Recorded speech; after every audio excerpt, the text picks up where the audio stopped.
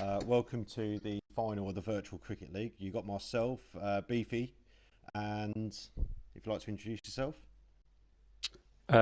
You're here also with Chris Beaton, live from the Mears Ashby Cricket Ground.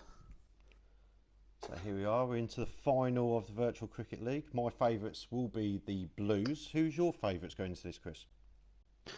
Well, off the back of the form from last week, I think quite clearly the Greens set a record-setting total last week, and the Blues suffering their first defeat of the season, possibly at the wrong, inopportune moment. You have to wonder whether their confidence has taken some hit and whether some doubts have started to emerge in their minds, but we will see. All's fair in love and war, and we love cricket, and we will love this final. This will be a great final, I think, between two teams that will be really up for this. Greens got beaten earlier in the tournament by 10 wickets by the Blues. Do you reckon that comes into it? Almost certainly, as I say, confidence can be everything going into a final. We have seen on many occasions throughout history, be it cricket, football or kabaddi, that your best form can often end up being in a semi, and you tend to leave it all there and not perform on the day. Time will tell whether that is the case for the Greens. Although you have to say initially, as I say, the confidence taken from that initial game last week will have done wonders for them. Yeah. What do you make of the team lineups? You've got the team lineups in front of you there, Chris. I've just sent them on WhatsApp recently. What do you reckon is the biggest surprise when it comes to the team lineups? Well, I am unsurprised that I'm assuming these are the batting lineups as well. It's unsurprising that Ryan Cole's come to the top of the order. I'm surprised they never stuck with him in the first place off the face of his 99 not out. You would have thought that would be good to get in the opening pair of any team in the Virtual Cricket League, but clearly it's centuries minimum from the captain Dan Smith, although a change of attack off the face of a brutal defeat last week. Oliver's Green, it's unsurprising they've gone with their opening top order of Sandy and Paul Watts after their terrific partnership.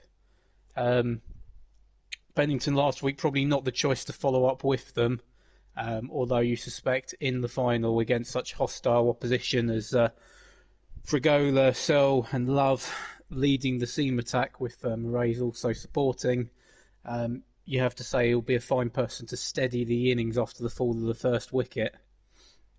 There were some big knocks last week by Paul Watts to lead the Greens into the final with a massive score. I think they set something in the region of 270.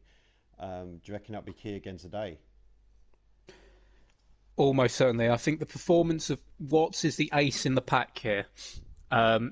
Undoubtedly, for me, the batsman of the tournament in terms of consistency, but also the strike rate. A lot of the players that have scored runs in this tournament have tended to go under a run a ball, or at the very minimum a run a ball. Whereas Watts has stood out from the pack by not just being able to consolidate a big score, but also being able to kick on at a fast run rate. And that can prove essential when you're looking to A, start a platform, and then B, kick on and put a run rate together that will put the pressure on the other team batting second. And you certainly saw that last week where they put together such an enormous run rate. At one point we thought they were going to hit 300, but even so the score that they put together just proved too much. And after the fall of several wickets, just could not keep on top of the run rate. We've got two people here watching us live. I've seen a chat by Jason So, Alez Le Bleu, as he's representing the Blues in the forum at the moment. If you've got anything for us, please put it in the chat, either on WhatsApp or on YouTube, and we'll do our best to share your thoughts with anybody watching today. We said that the 20 cost would be at 15:40. It's 15:41 now, so let's have a start. We're going to have a look at the pitch shortly. Dan's Blue 11 versus Oliver's Green 11, live from Mears Ashby. There's the team lineups confirmed. Hopefully they're all in the system correct today, as I made a couple of mistakes last week, but no one's saying about that. The umpires today, Chris Gould and Simmons. The pitch is dry and hard. looks like it's going to be a batsman's pitch today. A little bit of a crosswind, 24 kilometres per hour even. Not much chance of rain. The umpires are out, and it's the Blues captain who's going to toss the coin for Oliver Oliver's called, and the Blues have won the toss. They've elected to bat. The Blues bat first. I think that's the right decision, Beefy. As you say, it's a hard, dry wicket, a batsman's paradise. Getting a good score early on is going to prove essential in these conditions. We might see a few cracks also emerge later on, which could benefit the seam attack of Dan's team. If they can get it to hit one of the cracks, that will cause problems for the Greens. Jamie leading out the Blues alongside Ryan Coles. One of the leading run scorers of the tournament has been JC. Ryan scored his 99 not out in his first game. Can he get to 100 today? As we see Ash Pereira running in for the first ball. Then Chamberlain on strike. Waiting. First ball tries to get off the mark straight away to a dot. Yep, and looking to just take the pace off the ball early on the Greens with Ash Pereira with the left on. We see him come running in for the second ball of the over, and that's just calmly padded away off the back foot from Chamberlain through extra cover. Interesting move. I would have wondered whether they would go with outright pace from the start to try and just bully over these two batsmen. Maybe looking for early movement. Wait. Using the skill and technique of Pereira, as we see another dot ball there, the third ball of the over. Jamie, a experienced hand at managing the score rate. Trying to get some early indications of what this pitch is going to do. Did play that ball to mid-off. I don't think it's where he intended for the fourth dot ball.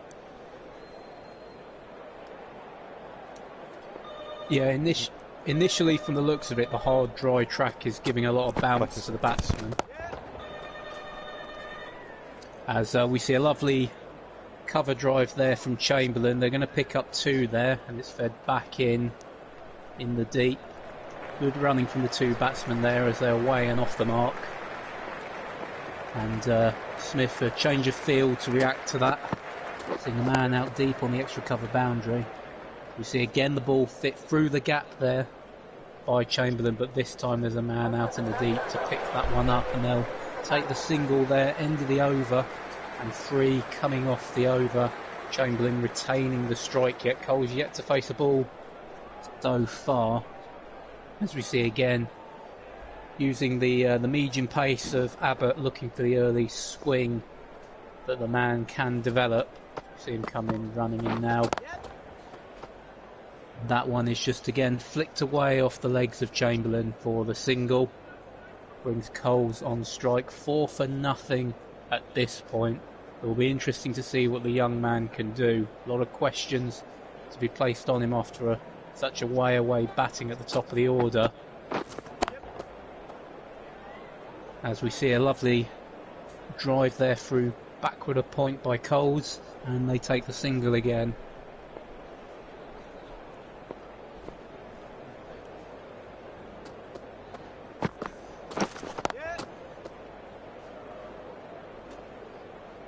And again there a drive through mid-off from Chamberlain there, and again the single. Looking for a low-risk strategy so far, these two, just looking to rotate the strike and keep the bowler unsettled at the moment, as that ball is just late cut by Coles through the gully region, and they'll take one. They were looking for two, but been sent back by Chamberlain.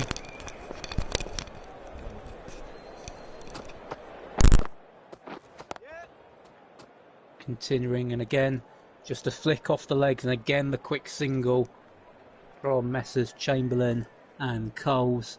Good over so far, low risk, but 6 coming from this over as Abbott looks to finish things up, and that's again well darted through the vacant gully region. Looks like they came back for two there, and an overthrow, and oh, this is a disaster. This is going away to the boundary. That's 4 runs.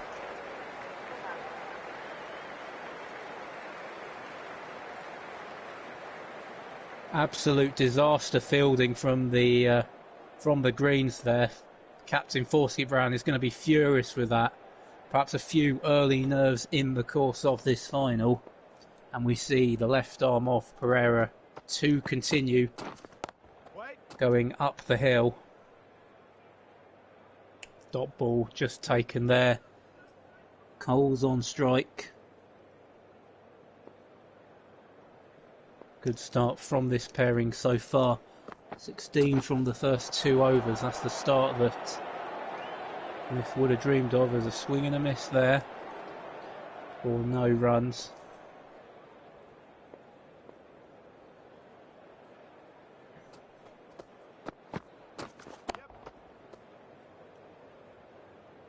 And again the flick through mid-wicket. And they will pick up one there.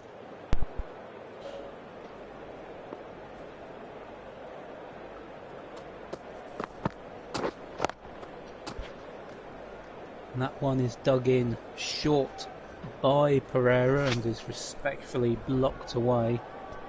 Just the one from the over so far.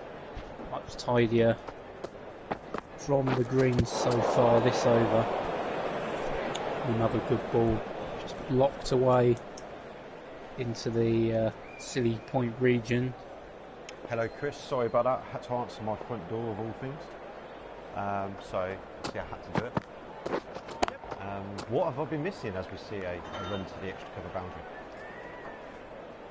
Well, you've missed so far a steady start from the Blues as we see the end of the over there. Just 2 coming from that over.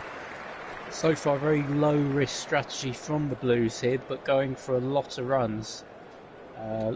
Just seem to be looking for the quick singles so far, but accumulating a lot of runs with the run rate just under 6 and over to start off with. A terrific start. Looks like today could be a high scoring contact. So I've been trying to keep an eye on it in the corner of my eye as I was answering the door. Adrian Abbott arrives at the crease. Chamberlain on strike, he puts it through mid-wicket and they're going to run a quick single again, Chris. So Jamie 13 from 14 balls, Ryan's on 5 from 6, he's on strike now. 6 and over, this early on, I don't think we've seen this, to be honest. Could 300 be the score today? Wait. Well, it's very early doors, but you do have to wonder, and this is a very new approach that we've seen. Any team that has been going at 6 and over has tended to be going very aggressively from the boundary early on. We've seen it bottom out very quickly, perhaps with the exception of Paul Watts batting. So very interesting approach, but so far I would say it appears to be working. If you have joined us live here on the feed via YouTube, please put a comment. As we just see another dot ball, put a comment in the YouTube comments, or alternatively get onto the WhatsApp, send us a message, let us know that you're watching us live. We want to hear from you.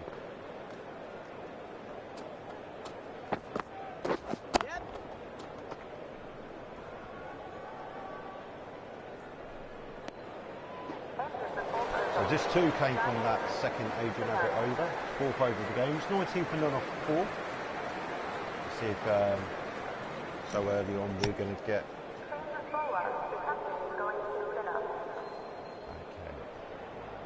An early change there with Melinda coming on. Ryan Coles on strike.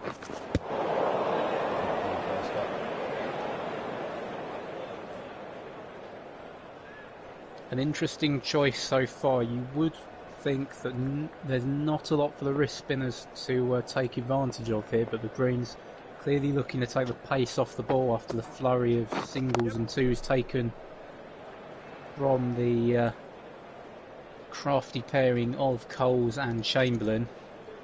As we see, while I say that, just another single taken to add to the quickly accumulating total so far.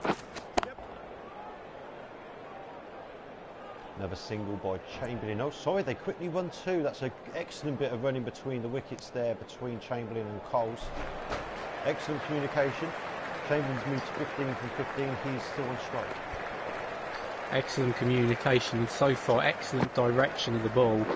Just playing it like a violin at a concert through all gaps left, right and centre just to pick up the singles and twos to keep the score ticking over. Partnership now on 22, of course, as Melinda comes in again. And this one is just nudged into mid-on for no run.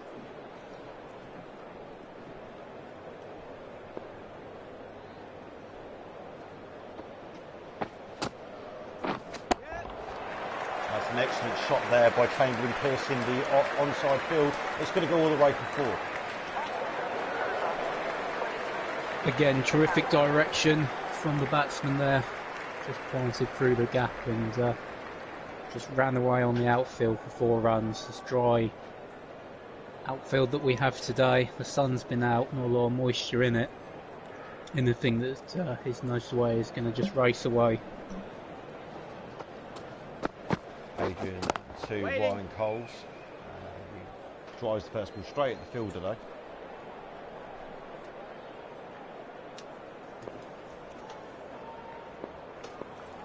Abbott coming in again with his gentle medium paces. Coles on strike. Good length. That was a good ball. That was nothing wrong with that. Played very well by Coles. They're going to take a single down to long off to rotate the strike. Chamberlain on strike now.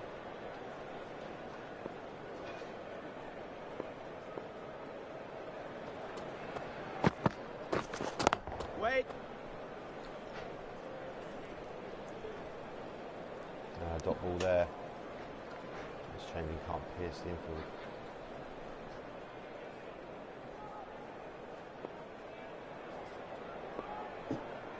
Adrian coming in. Chamberlain on strike. Full ball. And he's hit it high in the air. There is a fielder in that area. He looked interested. Didn't quite reach him though. They run 2 by the looks of it. Well, that's the first sign of real aggression that we've seen, especially from Chamberlain, known as a nibbler and nudger. And the next shot played with a bit of aggression wide of mid-off. He had to slide to stop it. They run a single. Chamberlain's confidence bar is already in the green. 22 from 21. Ryan hasn't faced as many balls. 8 from 14 is orange at the moment. He's on strike now. It's a good ball again. Driven down the ground though for a single. 5, I believe, coming from that Abbott over, and scores 31 for Middlesex.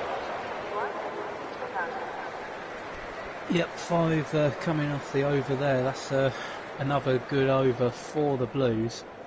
And again, very low risk, apart from maybe the one in the air off Chamberlain. Would have kicked himself there for the missed timing of that. But I don't think it'll be long for Coles to get his confidence going, as you see a dot ball there, possibility of a run but turned down. And yeah, I think it's just a case of more time at the crease for Coles facing the strike, and he'll be away and going like Chamberlain.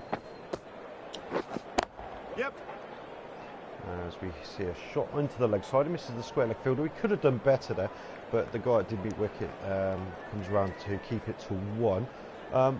What I will say with Team Sped, strike rates are contrasting to what you would expect. You expect Ryan to be a little bit more aggressive than Jamie, but that hasn't been the case so far. Jamie going above the ball and looks like he's trying to be the aggressor with every shot. You've got myself coming in at number 3 for the Blues, who's typically I'm a little bit more aggressive than both these two. And obviously you've got Charlie let's gloss over that one. Charlie and Dan at 4 and 5. I think the lineup here is quite evenly matched. I would say so, but I think the psychology could prove a telling factor. It looks like the Blues are far more settled. I don't know what was in the team talk before the game. As we see them run 1 just there. I don't know what was in the team talk just before the game. Certainly the Greens seem more nervous than the Blues at this point. We've seen overthrows go for 4. We've seen Misfield cut a few balls over a go just on the square leg. Oh! What's happened there? It's a bigger field. He's really not bowling. Ryan played all around a straightish ball. It's gone over the stumps. I think he must have flicked his pads on the way through. Ball's gone way over. The last ball, yeah, it's gone over the stumps, over and wide of mid-off of all things, as James Burrows comes into the attack for the first time. I think you might be right there, Beefy. He played the shot very early. He didn't seem to get any back near that, and it's just flicked up off the pad. Burrows in, Chamberlain on strike. Jamie versus Jamie, driven down the ground. They are happy with one. Don't want to push it. Let's bring Coles on strike. 10 from 18 Coles. He's not got his confidence bar up yet. Had a near miss with the last ball of the last over. See how he responds. Burrows at the crease. Yep. And a lovely flick. Back a square leg. It's going to be a chase on for the square leg fielder. And they run two. Again, another terrific shot. I could watch these two bat all day. This is terrific textbook batting just in the gaps. The singles and twos so far. I agree. It's been an excellent start for the Blues. Straight back at the bowler. Excellent start for the Blues. As we saw at the beginning of the game, for those that have recently joined us, the pitch is dry and hard, but there's a bit of a crosswind, but not much. So it looked like it was going to be a batting pitch. And we're expecting some big scores today from both teams. My early prediction would be a score has to be over 250 batting first. My too early prediction, really, isn't it? It is very too early, but certainly with the pitch in play, you have to agree. What a shot! Using a bit of pace of the ball, a bit quicker that one. Flicked it around the corner, misses the guy there, goes all the way for four. Yep, Burrows there bowling at about 55 miles an hour with a quicker ball to try and catch off Surprise, but no surprises. It goes for four off the batting of Coles with the form he's in. Next ball, he just repeats it. This time gets a bit more meat on it. But the square leg bounce, fielder's going to get there. That's an excellent bit of fielding there. He's well chased down. I thought it was going to go all the way. It looked like he middled that bit more. They run two. That's a great bit of fielding, and Burrows looked a bit frustrated there. The ball came out even faster there, and as a result came a little bit too full and in the slot for Coles there. Very unlucky not to get a boundary off that, but some terrific chasing down from the fielder. Linder continues down the hill. Continues a great little drive that from Chamberlain for one to keep the strike rotated. They've done this very well, as Chris has said a few times. The score 42 for none off 8. Run rate just over 5.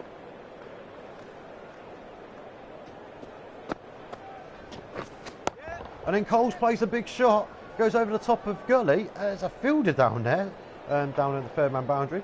He cuts it off well. That's well chased off by the fielder there. I thought that was going to the boundary for certain. Bruins putting body on the line for this one. Chamberlain on strike now for Nelly's third ball. He plays it, trying to do the same as what Ryan did in the last over to Burrows, but can't help but find the fielder. Yep, just misdirected to the square leg fielder there. Not ball.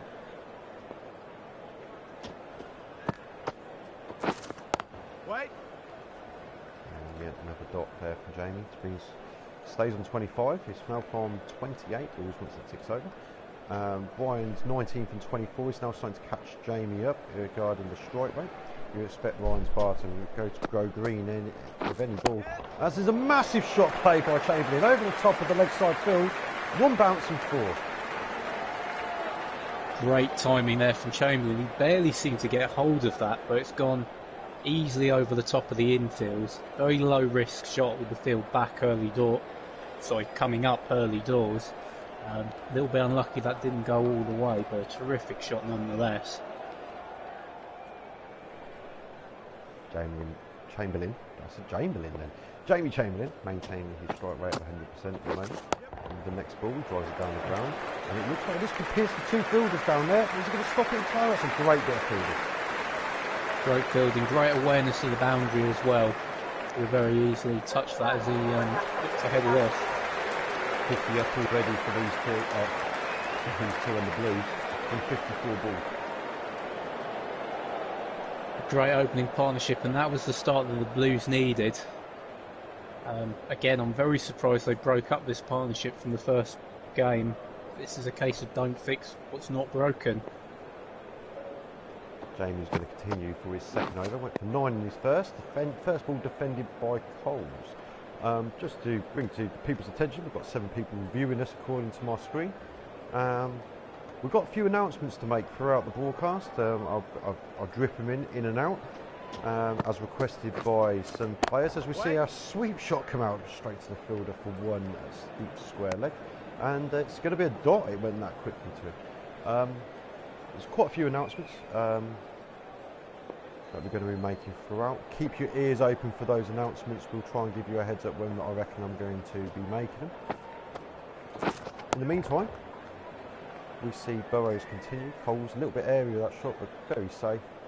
Running through for a single.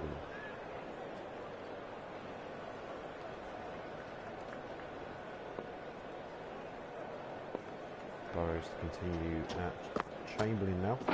He's driven back down. Looks like the happy to carry on rotating the strike. They thought about to, but the batsman didn't arrive at the crease quick enough on the first run, so they're happy with one. Coles now on strike. Doesn't surprise me with Chamberlain. This is the game he's played all tournament. Just look for singles and twos through the gaps. We see another perfect example of that down the ground. They're going to pick up two there. Stop that, couldn't he? He went almost straight over certainly. I know he's short, but he could have jumped a little bit. Just a little bit.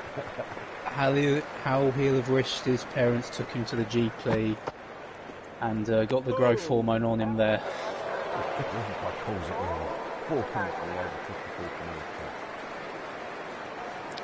Very confident leave there, last ball. Shows the growing confidence of the man. Linda continuing to the attack.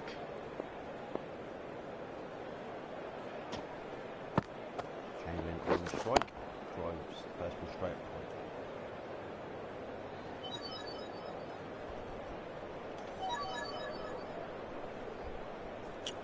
Dot ball there from Chamberlain, and see Linda continue as he runs in. And that one again pierces the short infield, and they'll take one there. This must be causing the captain, Forskett Brown, a few headaches. Doesn't know where to put his fielders to try and cut off these singles. And again, same result, just blocked respectfully, but nicely off the middle of the bat, and single picked up there to bring Chamberlain back on strike.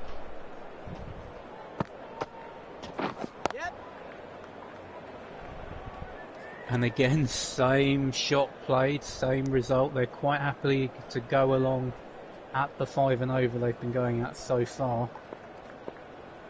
As Linda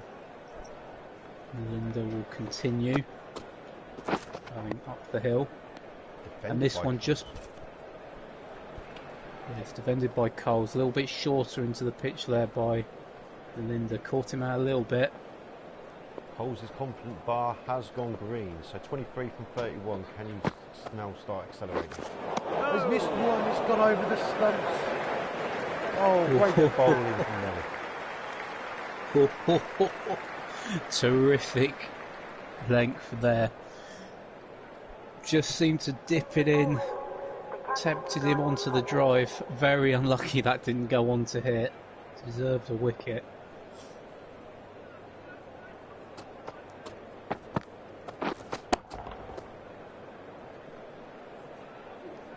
Again, the same shot played, looking for the drive. Chamberlain down the ground, pierced the two fielders mid on and mid off. Interesting match Perez come on so quickly for his second spell. He went for 5 from his first 2 overs, so he wasn't expensive. I know Aid was the person bowling when there was the overthrow, so he looked like he was a bit more expensive. But the pace of the ball option here on a pitch that it's not a bowler's pitch at all. They're having to really work. Big shot. Wow. Coles has hit that miles in the air. There's a fielder there. He didn't get there in time. He should have caught that. I do believe he should have caught that. You have to say that is just pure chicken. Didn't like the height of the ball. Just seemed to back off from it. His captain will be furious. Jason's remarks on the YouTube chat. Nervous greens at the moment. Yes, they do look a little bit nervous, and he's gone. This partnership is unbreakable. At the moment, it is breakable, but the Greens are not taking the chances when they fight so hard for him. As Astro comes in, and Chamberlain cuts away, and it's going to go all the way for 4. What a shot! Great timing from Chamberlain there. Got hold of the pitch of the ball early and just used the face of his bat to guide that through point for 4. Terrific shot. And yeah, I say it again, the mentality of the two teams is going to be key here. We're seeing a tale of psychology being played. Dr. Smith has weaved his magic with his team so far, and they've got off to a confident start. 65 for none off 12. Excellent start so far. I think the run rate's just a tad under 5.5 and over. As Ollie brings himself into the attack for the first time. I did wonder whether this change was going to come. It's a dry pitch. They're getting a good amount of bounce. They need their express bowler to utilise this. As we see there, the ball coming up shoulder height, and that's well played from Coles there. 6 and over would give 240. I said, what, 5 overs ago, I believe now, as we see Coles on strike to Ollie. He drives it into the covers. They're going to get, are they going to get single? I think they turned it down, actually, in the end. Not great that between Coles and Chamberlain, but you can excuse me, they put one really so far. And Coles missed a couple of balls from Nelly. It would have been a tight single. It came off the bat very quickly. The extra pace means it's darting down to the fielders. Playing in this there by Coles, but outside the off stump. This is good stuff from Ollie. He needs to lead from example. 3 dot balls. I know the Blues turned down a run, but even if you took the 1, you could say it's a good start. They need to get some wickets. Don't let the good batsmen settle. Another dot ball, this time back a point. Yeah, that didn't look the intended direction of Coles. Last few shots have been played a little bit too late. I think it's going to take a few balls to get used to the added pace of Skip Brown after 12 overs of slow bowling. They finally take a single off. Oh, is it going to be more? Because they've pierced the field. Bisected, it's looking like 2. Some good running, some good shot selection there from Coles. I realised that there was some bait out there, and I may have to take it. As we see Ollie running in for the last ball of the over, Coles on strike. And a big shot played. It's got miles in the air. It's going to go over the fielder. No, he's out. He's caught. A terrific catch there over his shoulder. That was crucial for the Greens. They needed to break that partnership up. It was looking incredibly dangerous. And Coles will have to depart centre stage for 28 there. It was looking like an innings, again, equivocal to his 99. But a moment of brilliance from the fielder has brought that all to a crushing conclusion. And is that going to prove the turning point now in this contest? Ollie being the man instigator as the next batsman comes in, it's Stuart Bragg. 13 overs gone, 67 for 1. Ryan Coles out, 28 off 40 balls, caught by Ash Pereira, and he's into the attack once more. And I'll play some first ball like Chamber. It doesn't happen very often. Just talk a bit more about that. It's 67 partnerships, 67 for 1, and that was a 78 ball.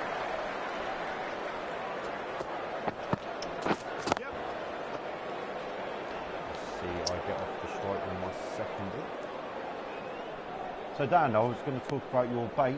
So he likes to he's reminded everyone on the YouTube chat that I did indeed drop a dolly last week, and it was a dolly, I must admit. But, you know, this week I'm a little bit. I shouldn't be saying this because I jinxed myself badly, but I'm more focused this week. I'm ready to lead the team by example with my batting. And it's that sort of focus which is why he's talking to you now live on commentary while trying to bat at the same time. It's been Chris, you've scored the most runs I believe while commentating, or maybe Ollie in the first game scored a 40, or maybe even a 50 actually. Ollie comes in, I'm on strike, and I decide to defend yet another ball. I've learnt this technique over the winter by watching a lot of brick balls. I am talking rubbish right now. Do apologise, ladies and gents. Yes, I apologise, ladies and gentlemen, for this abject display of batting you're having to put up with at the minute. No doubt normal service will be shortly resumed. I give it about 1 or 2 overs. But let's see. I've seen bigger surprises in my life. The Liverpool semi-final in the Champions League comes to mind, and that's painful to say for a United fan as Forsket Brown comes in again here, going up the hill, and a little bit of an edge there through the slip cordon, but no one there, and they'll take the single off that. Chamberlain 41 from 41 balls, excellent strike rate. I've been told from the boundary to stop blocking. I'm on strike now against Ollie, 1 from 4. And I block another one. I've listened to the advice though, and I'm going to try and take it, ladies and gents. So you'll have to bear with him. This is breaking lifetime habits for a man eternally batting for an average. Although a fine drive there through extra cover from Gray, and they'll take the single off that. I think the key for the Blues now will be find a batsman that's willing to go at least a run a ball and support him as best as possible. We know this is a batting pitch. We've seen what's happened so far. There's been nothing really there for the bowlers. The 3 half chances we've had before Ryan's wicket were created due to an error from the batsman and not something special from the bowling. But Ollie's bowled well so far. As a mid-cut from Jamie over the guy at the point boundary, he's gone all the way for 4. Again, I think he was looking to hit that through cover, but the sheer pace of the ball has got that up and over the infield and just darted away on this dry out track through to the boundary. Another vital 4 runs. Edging ever closer to his half century. Forsket Brown comes in again, and excellent time shot that is. Is it going to beat the field? He's touching the rope as he fields a bit poor fielding, but 4. Well, he learnt from the mistake of the previous ball, and has used those lessons to good effect and put it exactly where he intended to. And 4 runs yet again, a superb over for the Blues there. And we see Burrows change of bowler in response to that, come back into the attack. Gray is on strike. Rich short, he's trying to feed it round the corner. This is the guy on the 1. Is it going to trickle away to the boundary? There is 10 men after it. The ball looks like it's going to stop. That's the slowest ball ever. It is the slowest ball ever, but I was looking at the running between the wickets. I think it was you, but you were getting very quickly lapped there from Chamberlain. That was quite entertaining to watch. As quickly as he looks as I stay on strike. Oh, I don't know what I'm doing there as I hit it into my pads.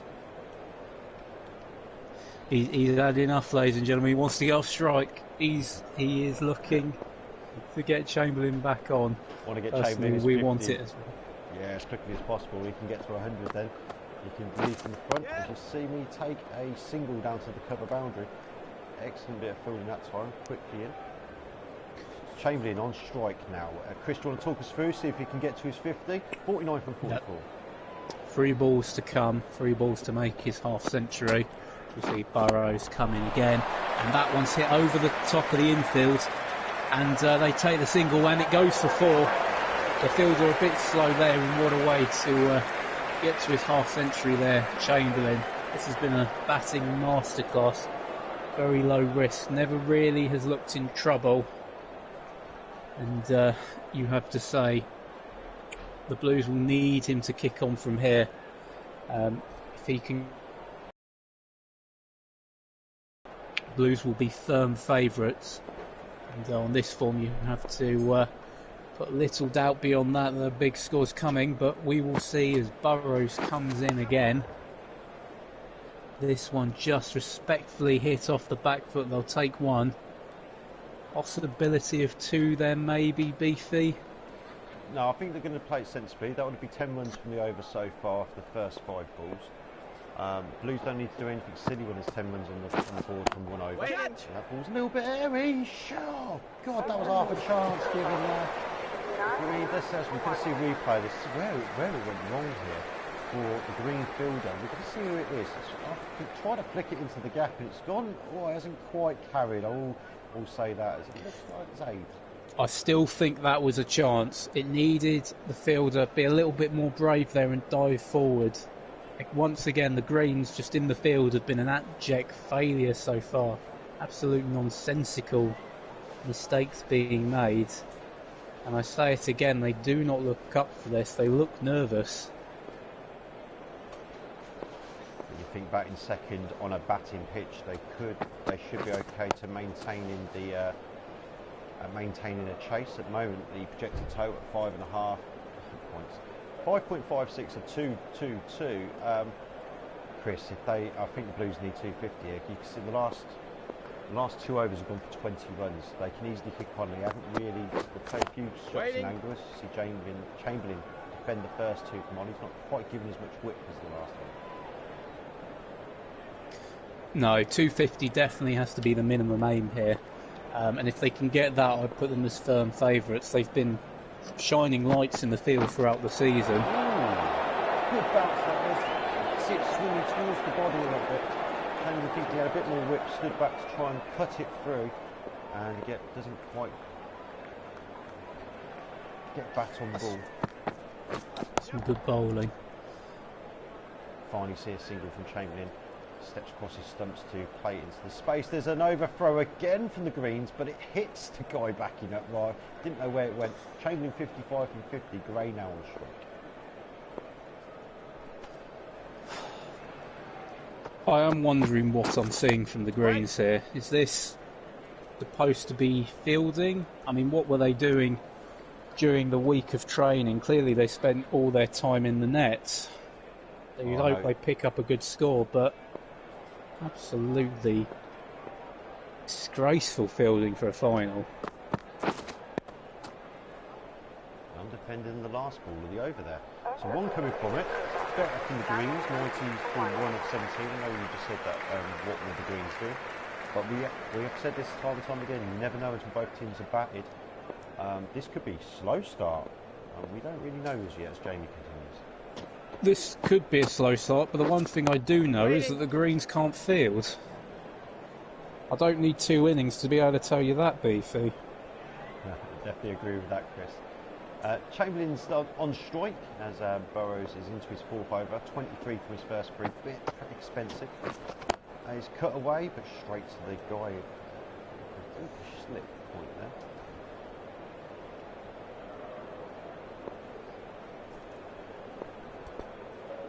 See Burrows continue coming a little bit wider of the crease now. Change of angle, but same result, hit into the gap by Chamberlain. They've taken the single. Score now 91 for 1. Deep into the 17th over. Chamberlain again continuing from wide of the crease, and this time playing a miss from Chamberlain. Or no run. Look for the googly there, Burrows. I think that was the googly. Bit of sharp turn left to right. See a bit more turn there as Gray drives to the. What am I saying, Gray? Me. I drove that ball. I felt it hit the bat. I pushed it into the offside. You can tell I'm a little bit excited about this final. 92 for 1 off 17.5 overs. Chamberlain on strike for the last ball. Burrows comes running in. And it's a switch hit. It's over the top of point. It's a great shot in there. Very safe. Houdini bringing out all the tricks now. What a shot over the infield. Terrific 4 runs. You can see Chamberlain's come for a party here. Final? What final? In 5 overs since the new batsman has come to the crease, Jamie and myself have put on 29 runs. So that's pretty much 6 and over. Excellent start for these two. When a new batsman's coming in, you would expect the greens to try and hold up the play, but it's Chamberlain mainly on his own, with Gray taking up 8 from 14, doing some major damage here. Yeah, has cloning been invented yet? As what? COVID? Cloning. Oh, cloning. We don't need any more reminders of COVID. This is a COVID-free zone. some more bait there on the YouTube chat as Forsky Brown comes into Gray.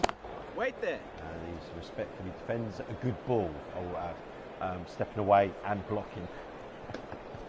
Dan would appreciate that last night.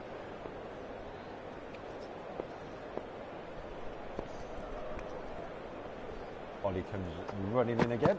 Left arm, and it's cut. Oh, excellent step there.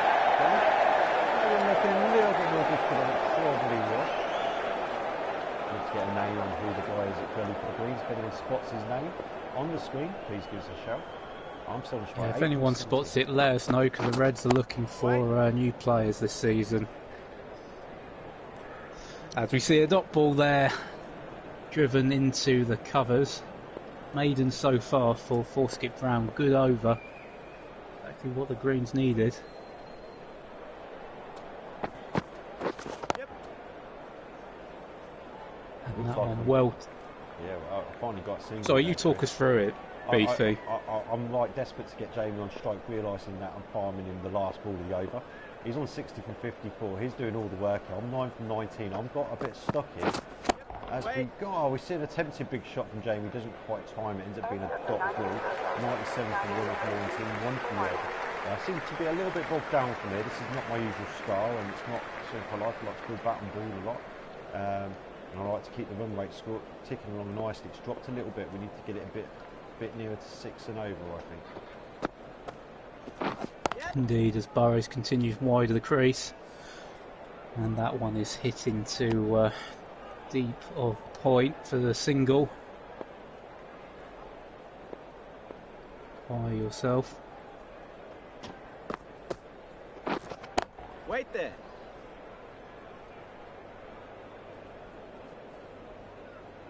We're seeing a lot of movement off the crease from Burrows here, Beefy. A lot of change of angle. Very interesting to see. Wait. I think he's just trying to do something. The ball doesn't look like it. Gray's confidence bar is still quite low, but even earlier on when Jamie's was in the red and the orange and Cole's before that, Waiting. you saw that the batsman never really looked troubled, and there was I think it was a short ball by Oliver a couple of overs ago to Chamberlain that came in a little bit, but that's been the only real player miss. Ryan's got himself a bit tangled up a couple of times to the window. That's a great shot, that is, by Chamberlain. What a shot before. Terrific timing and direction there again.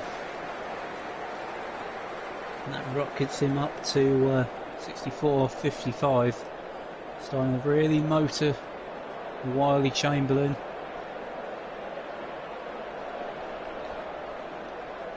And Fielder had no chance there. As Burrows continues coming a bit narrower of the crease this time. And he's fed in. 5 from over, 102 from 1, 100 came up from Blues and that over. They want to kick on it. I still read 250, absolute minimum the Blues will need. And with Chamberlain going along with good guns, Adrian comes back into the attack. Interesting choice to take Forskip Brown off. I can only assume they're bringing him back for the death overs. Oh, I'm getting a little bit confused there. Do apologise to Jamie. But we've been plenty of time, so I know what we're doing. Perhaps we're just teasing the backfielders. I'm not going to let you into our secrets because I don't even know them myself. Finally, get the hook shot out. It's going down to fine leg. There's a fielder down there. It looks like I'm going to run 2. Jamie's going to lap me again as the fielder do a bit of relay. Well, we finally see the pace that Beefy is used to, and he's able to pick up a couple of runs there off the back foot. Yeah, leading hope on. I like leading hope on. Wait there. I couldn't quite hit that one off the square though. I think Dan's trying to bait me again. Bite me? He might be trying to bite me. Beefy, I believe. We do not want to know of your after game antics. Aid in as I'm on strike. And I flick it into mid-on, my favourite scoring area. We're going to run 2 here. Jamie, trying to help my strike rate up. My confidence bar has just turned green. 14 from 24. Can I get this back up to 1 ball? be the key for the Blues. Ah, he's cut it into his favourite areas. Over the top of slip for 4. There you go, ladies and gentlemen. The signature Stuart Gray edge there. No slip cordon there, so it safely has run to the boundary for 4 runs. The bowler's going to be infuriated with that one. You do wonder whether the keeper could have got across to cover that, but I think it just came off the bat so quickly. It was such a thick edge. He had no chance.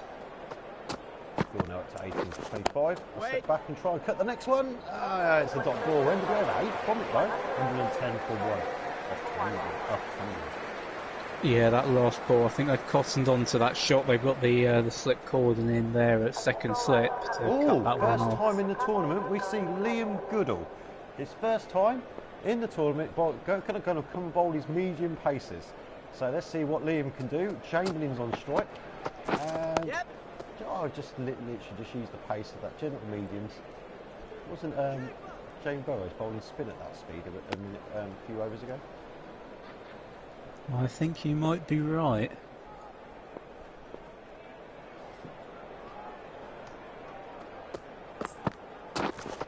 Wait.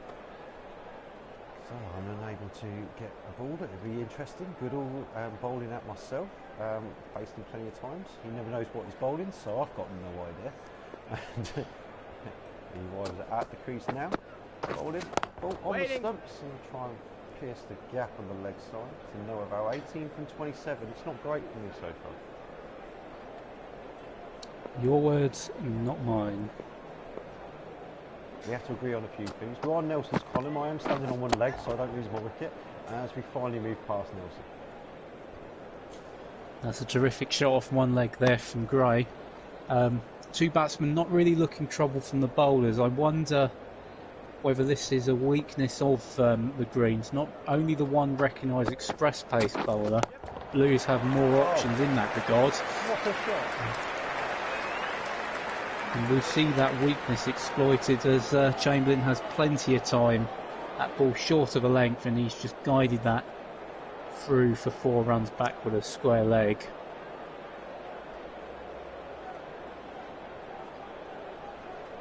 Terrific shot. Chamberlain really motoring along now.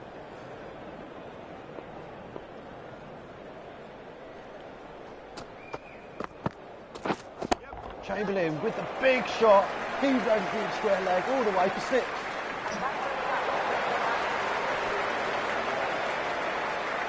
Well, Chamberlain striving to improve all the time, and he's improved on the previous ball. It's in the same area, but he's just got hold of that straight on the middle of the bat, and that's gone an absolute mile back into the crowd, into the trees in fact. And yet again, I'm just going to say the last 2 overs has gone for exactly 20 runs. Every now and again, these two just step it up and put pressure on a bowler somewhere. This is the sort of stuff that we see Chamberlain and Gray do quite a lot throughout the years. Yep.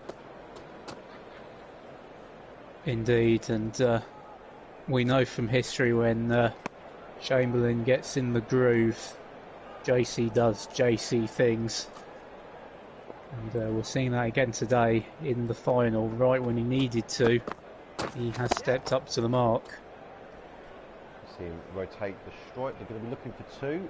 Yes, it's me running to the non-striker's end, so of course it's 2. It's taken his score to 77 from 64. I would have run past him and say, you won 2, Jack. You won 2. And you might have heard me say it under my breath because I'm knackered and need a drink of water at this point. See the next one defended for a dot. So 77, what's going on? No, nothing's going on. 77 from 65. This has been excellent from Jamie so far. I'm 20 from 30, not so great, but the partnership is excellent. As we see a wide ball, it's cut through the empty slip cord, and they could run 2 here.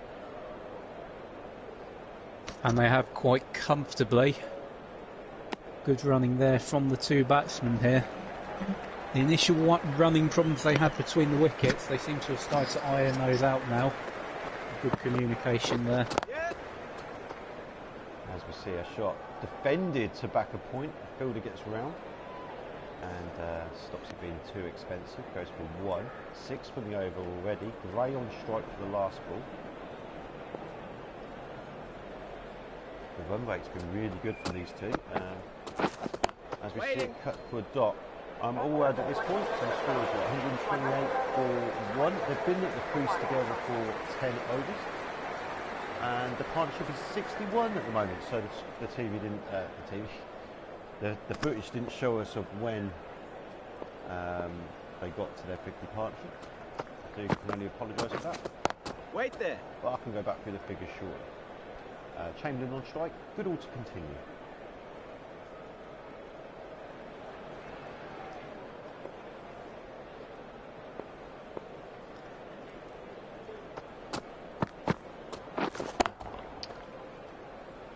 And Chamberlain there looking for the nudge down the third man, but the man at Gully has cut that off. Change of field. See a man deep on the third man boundary. Going to cut off that shot, but where one fielder is put, another one disappears, and Chamberlain plays through extra cover there, and they've taken 2 there. We will just continue going down the hill. Wait. The 50 partnership, Chris, between these two came with that massive 6 we saw JC do a couple of overs ago. Well, as you see this ball, as we see a bit of a hook shot through the deep square leg. I think it was the 6 we saw off Liam's bowling, and it came with 54 balls. Yeah, it's been a very good effort. Again, not a lot of trouble between these two. And continuing from the good work that the initial partnership of Coles and Chamberlain started. End of the over there, just the 3 coming off the over. Tight over there from Goodall for medium pace. It's just looking for line and length as we see Forskett Brown come back into the attack. Looking to break up this partnership, ever increasing, ever more. Oh, what a shot that is. Step back, give him width. It's going to be cut away for 4. Give me width, give me pace, give me runs. Step forward, Jamie Chamberlain. A lovely cut there through backward, a point for 4 runs.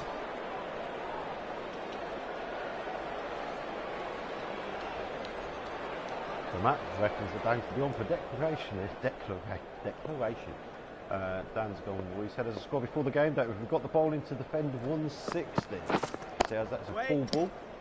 Doesn't go for any runs to square leg. Just letting JC get enough runs to be leading run score for the series.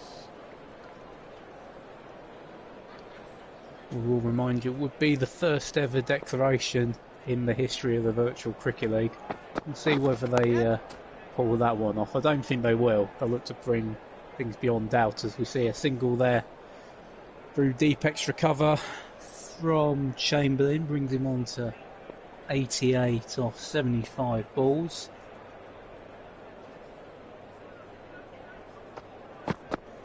Edging ever closer to his century. Again, another shot off the legs, and it's into the vacant deep mid-wicket region. Check no, cow corner, but they've taken 2 nonetheless. Dan will probably know Jamie before this game was in second in the runs scored in the series. But he was 110 runs, I believe, behind Paul Watts, who's yet to bat, don't forget. He's also in this final. So Chamberlain still 22 runs off of that figure, but he wouldn't be caring about that. He doesn't care about personal glory. He'll be trying to set his team up to have a good score. This pitch, I think, is going to be at least 250, minimum. As we see another single to finish the over. Good over. A very good over. And you say 9 coming from that over. And as I look out to the outfielders, we see a change of bowler. You do have to say we're very blessed to have some terrific weather for what is emerging to be a very intriguing final. Skerritt starts his spell, and that's driven all the way to 4. You say it's hit and driven backward, a point for 4 runs. That's a disastrous start for Skerritt. There's the loosener. And we'll see that again. Just pitched too full at to try and rip through the arm a little bit too much, and Chamberlain has capitalised on that. Now, I'm going to add I think will be an interesting fact. This, I believe, is the first time a team has gone for their 7th bowler. 7 different bowlers so far used for the Greens today. It's an interesting ploy. You could wonder whether they're just looking to vary the attack, but I have to wonder whether it's just running out of ideas. And it was me, even better. Takes the score to 27 from 35. Easy stuff for me. Chris, talk us through it. Well, this was Stuart Gray, so we can only assume a miss time. Found that they can space through the covers, but it's found the middle of the bat somehow, and it's gone for 4 runs. And I say about running out of ideas, how do you defend miss times like that? As we see a dot ball now from Gray off the 4th ball of the over. 149 for 1, the Blues. We say 250 seems to be the minimum on this pitch as Skerritt continues, and that's off a good length, but just prodded through a good shot there from Gray, and they'll take 1. Dan's just said the Blues not use 7s against the Greens or the Reds. As we see Alex for his last ball off JC. Oh, he's driven it back a point. He's going to get 4 here. 98 he's now on. 14 from the over. Most expensive in the match now that was. So 14. Just going back to Dan's point, I think, yeah, you probably are right. In your last group game, you used 7s. Against the Reds, you could have used 7 in that game, so I do apologise. Well corrected. It's good to know that we've got some more statos watching along with us as Ollie continues into his 6th over.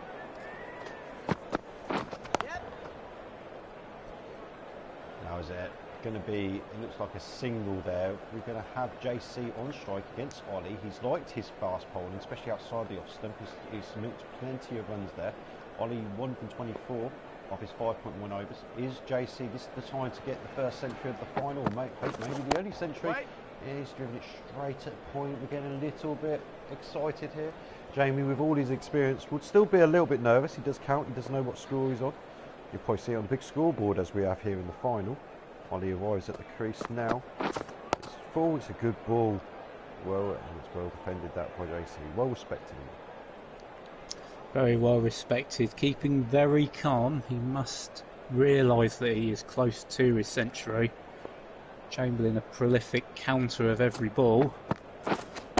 Basket round continues, and again hit into cover for no run. The field's been brought up into the offside to cover this single.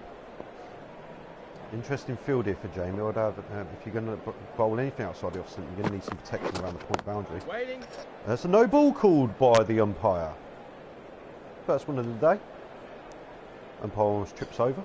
Let's see how bad this no ball was as the umpire signals. This will be a free hit. A great opportunity this for Jamie to get to his century. Let's see how bad it is. Oh my God, he's in a different time zone. Oh, that is.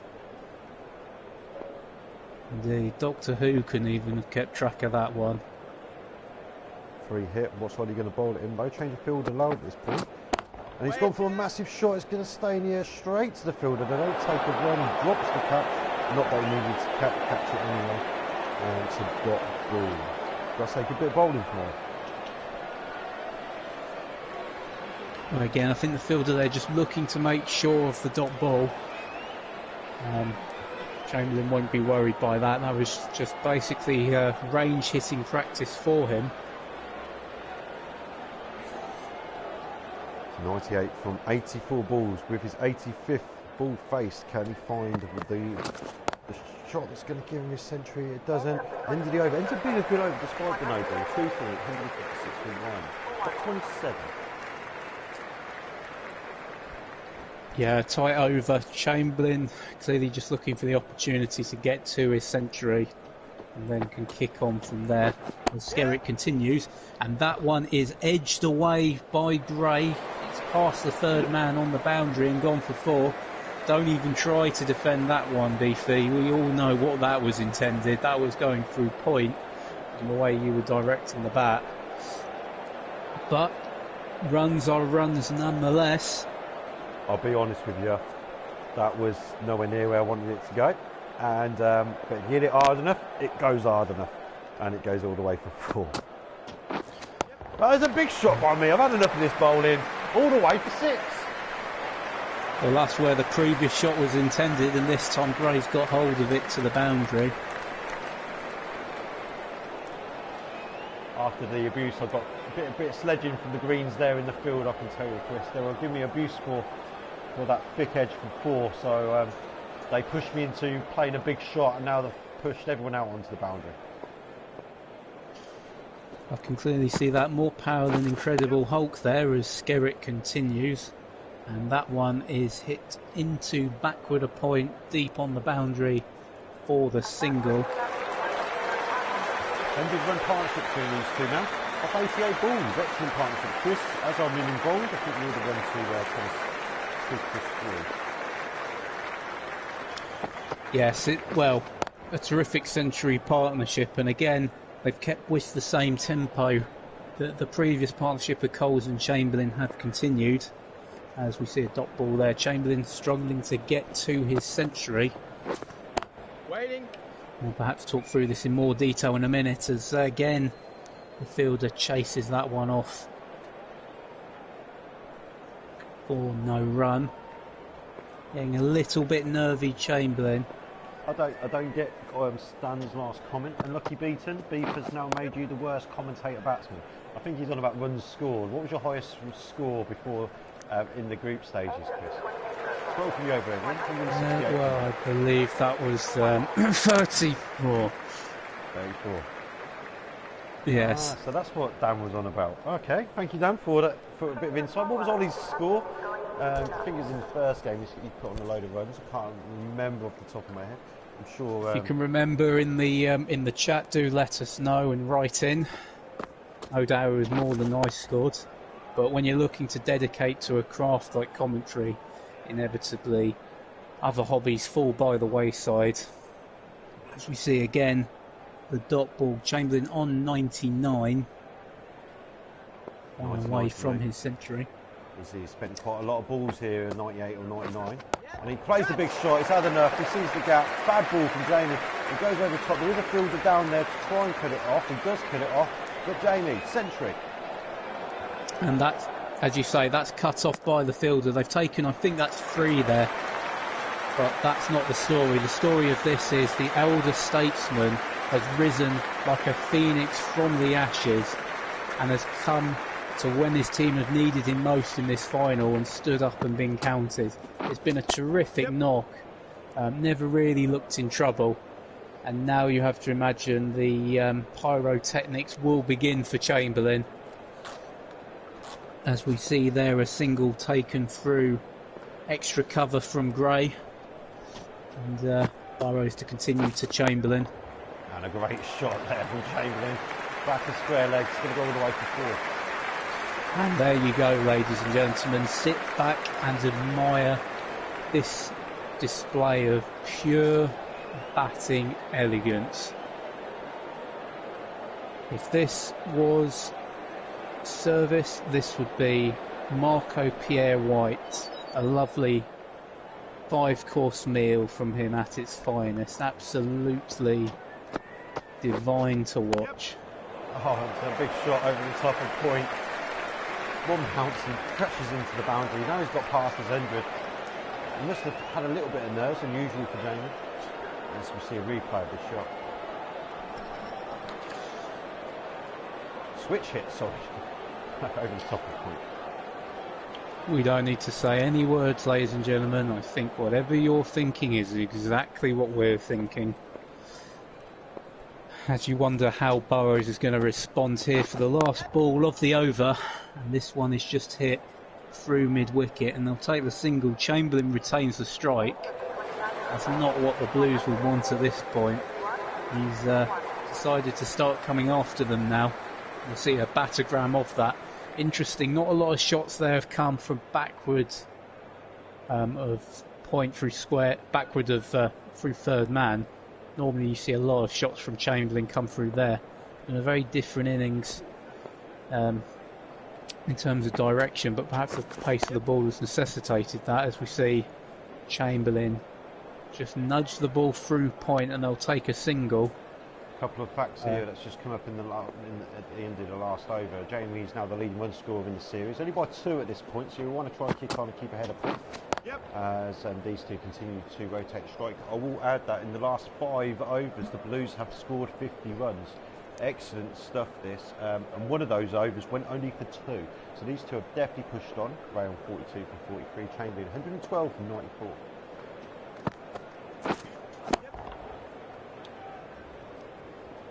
Yeah, that shot swiped through mid-on, hit a little bit too well. Means they only get the single. They're 184 for 1. This team are on. And I've just received a post from a Mr. M. Hobson, long-time viewer, first-time watcher, who believes that I've made up the word battleground. If anyone has a Collins dictionary to hand, preferably 3rd edition, if you could confirm or deny this, please write in and let us know. As Skerritt continues for the last ball of the over, and Chamberlain off the back foot has pulled this, and it's gone for 4.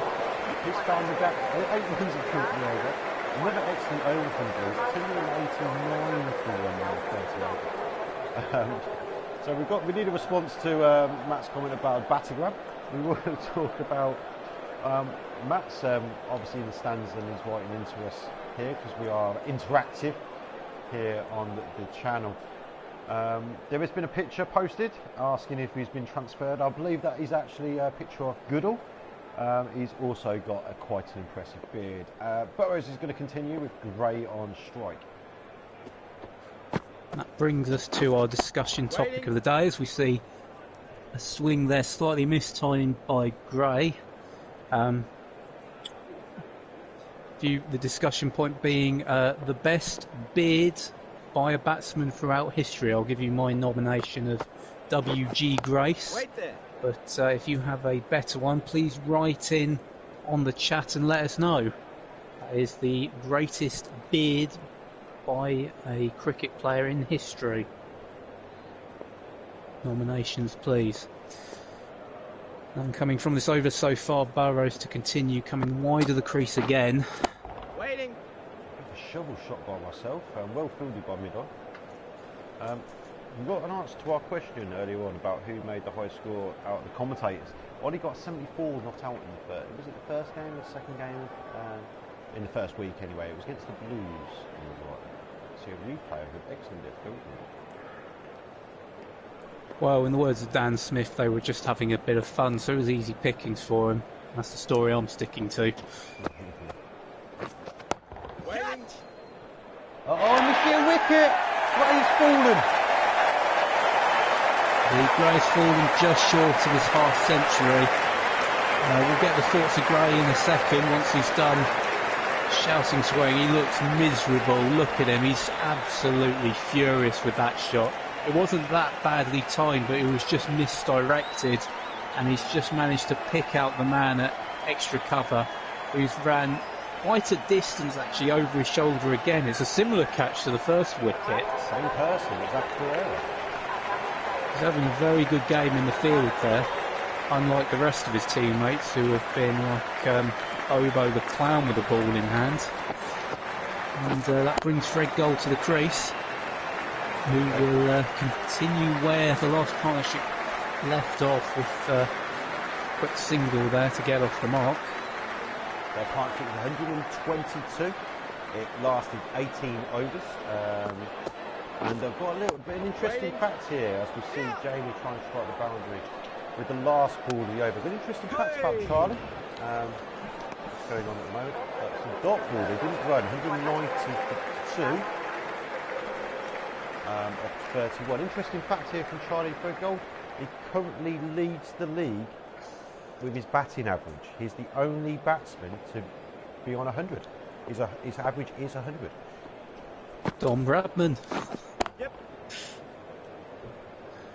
There you are. Jamie Chamberlain is officially better than Don Bradman. No, Charlie Fredgold. Oh, Charlie Fredgold, I apologise. Before today's game, he was the only batsman. It was that he had the highest average, and his current average is 100.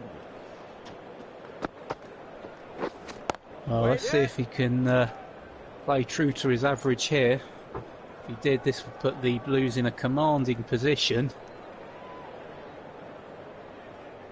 As they just take the single there, 2 coming from the over. Scare it to continue. And that is just hit into the man at short cover. They've brought him back out a little bit after that.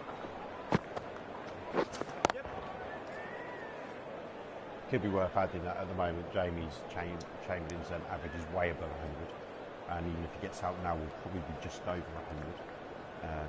Total runs scored in the tournament is closing in on 300. Like I said, ladies and gentlemen, officially better than Don Bradman, as that one's well hit into the gap by Chamberlain, and they've taken a single there through the cover region. 4 coming from the over, 194 for 2. And same result again from Fredgold. They're just happy to pick up the singles at this point to rebuild another partnership. End of the over, and 5 coming from that over. Got some nominations for the best beard in cricket. Matt Hobson's gone for Moeen Ali. Dan Smith's gone for Amla. Read that too quickly. Very good nominations, as we say. Keep writing in with the discussion point of today. Greatest cricketing beard.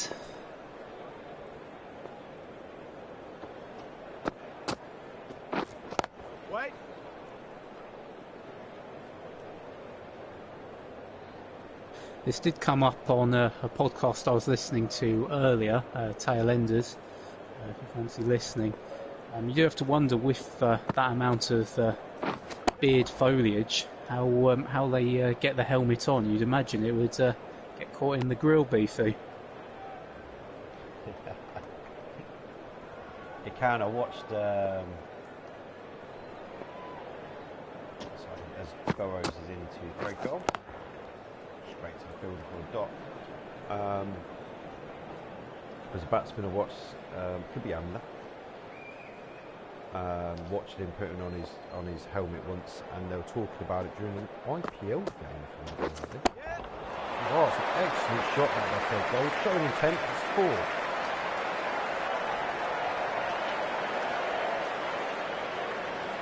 And terrific timing there from Fredgold. They've come in with strict instructions to get this innings moving, and so far, according to his captain's instructions, well timed through point. You were saying, Beefy? Yeah, I know. They just push the beard back as if it's not even there. Oh, there you are. If you're looking to grow a beard at home, perhaps in recreational cricket, so we see a single there to finish off the over. If you're looking to grow a beard, then no need to worry about any interference that might cause to your helmet. As Linda returns to the attack for, I think, what is his third spell, Beefy, I believe? I think it is his third spell, yep. Correct. Oh no, I do apologise, it is his second spell. He did 4 overs in his first spell. He did get Ryan to play in this a couple of times, 4 overs for 20 runs, so he bowled really well, and it looks like he's going to bowl the last 4 from this end. Yep. Oh, excellent shot that by Jamie, playing it on the up, but very safe. It's going to go down to the longer boundary. They're going to keep running. I think they're going to bore here. They've been running the whole time. It was a long chase by the cover boundary fielder. They've run 3 in the end. Bit unlucky there. Possibility of 4. It ran down to the long boundary and just seemed to die dead in the grass. And the same shot played through the gap. This time they have a man out there. They've changed the field to cut that off. And they've ran 2 there. Linda gone for 6 off his first 3 balls, so the Blues will be happy with this. Without even finding the boundary. And then there's a cut shot. It wasn't quite the right shot by Charlie that time. 13 from 12 balls as it ticks over.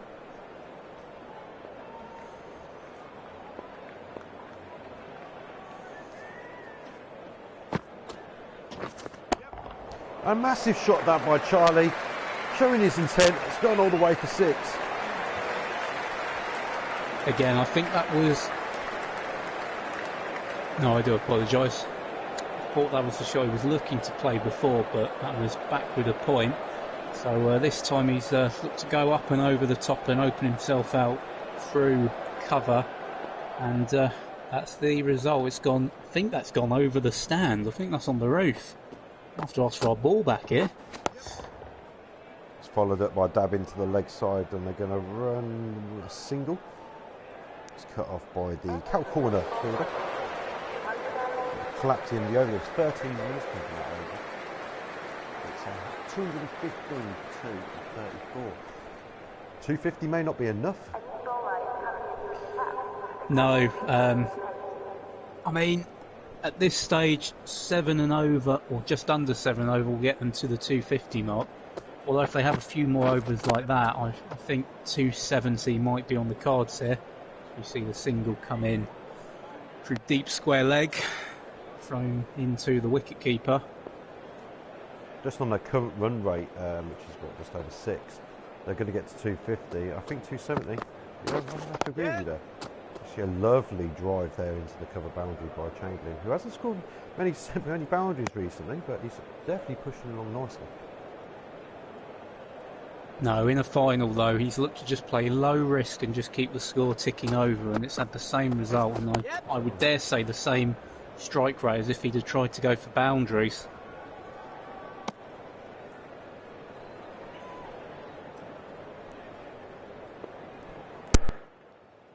Another single there. It's Fred Gold on strike, and Pereira to continue from the uphill, and that will go for a dot ball. Good line and length there from Pereira. Ball forced onto the back foot. Charlie's confidence has moved into the green with 2 batsmen, both comfortably confident at the moment.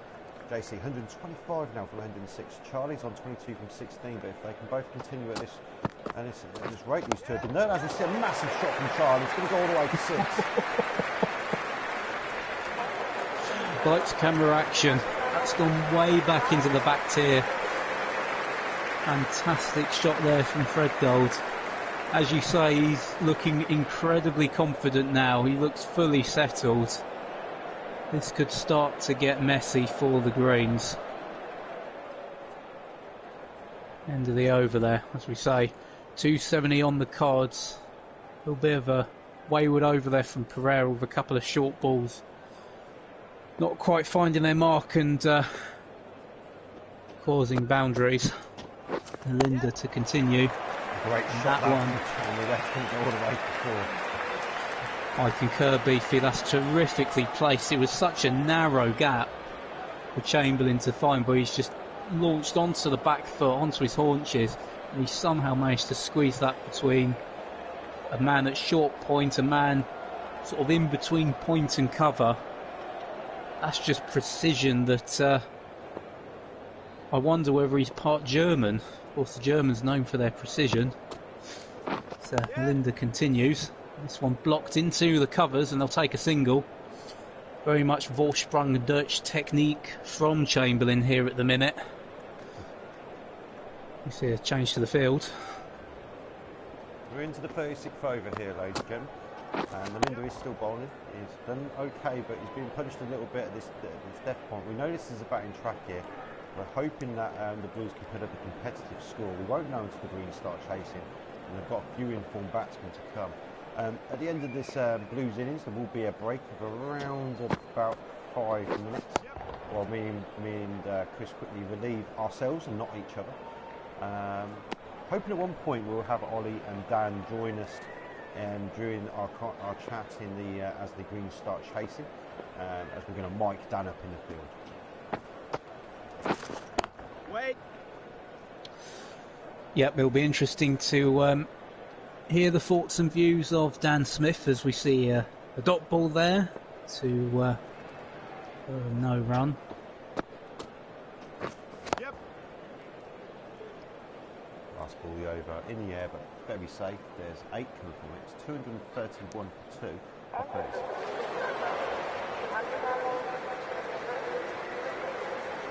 Yeah, it's end of the over there, and well, the Green standards in recent times have tight over. Only 8 coming from that over. It's the Blues now looking to sail past 250 and looking to that 270 mark. As we see a shot off the back foot for no run through point from Fred Gold. Ashborough have probably been the highlight for the Greens so far. Hasn't taken any wickets, but 2 great catches over his shoulder. Yep. Hasn't been too expensive. Let's see a bit of food in there.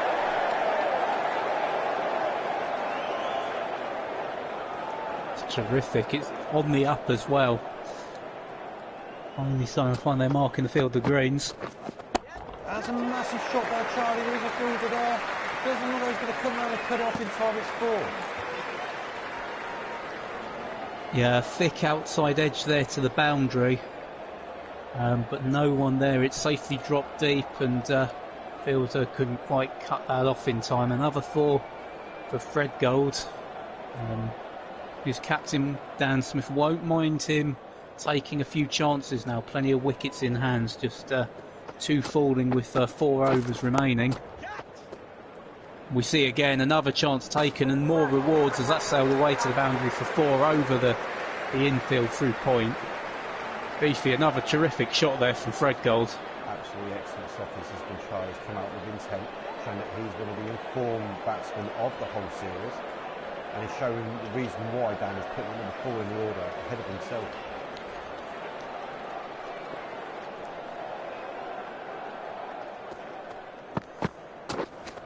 Wait there. Pereira to continue this one, a little bit more respectful from Fred Gold, considering the damage has been done.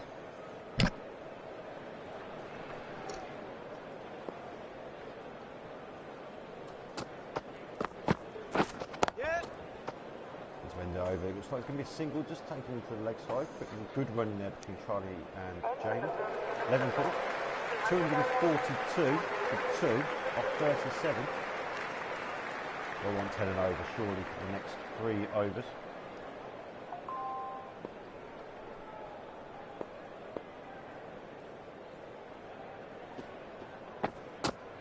Linda to continue.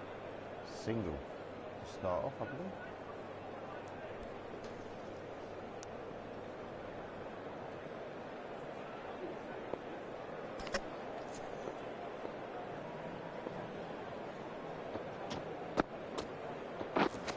Wait there.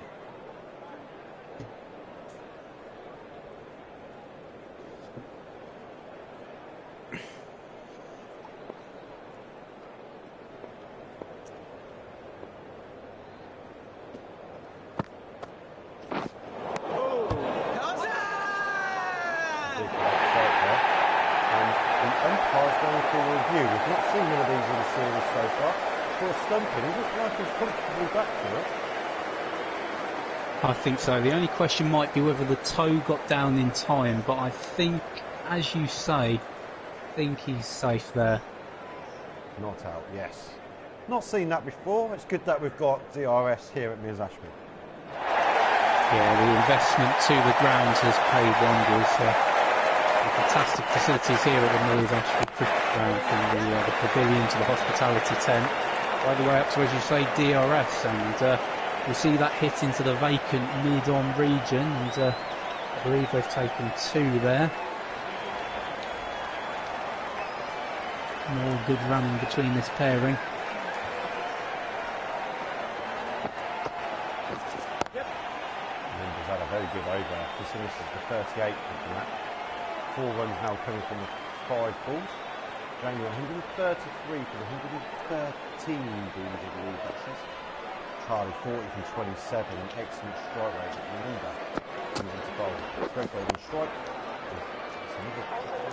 That's the Blues, but it's good enough. Only 4 from it. Good over from the Greens. 246 for 2 and 38.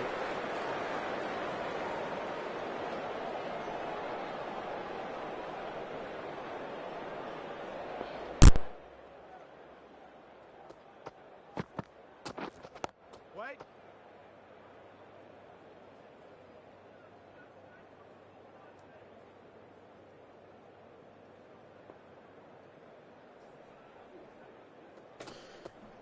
And coming into the start of the what I believe is the 38th over, and single picked up there through extra cover.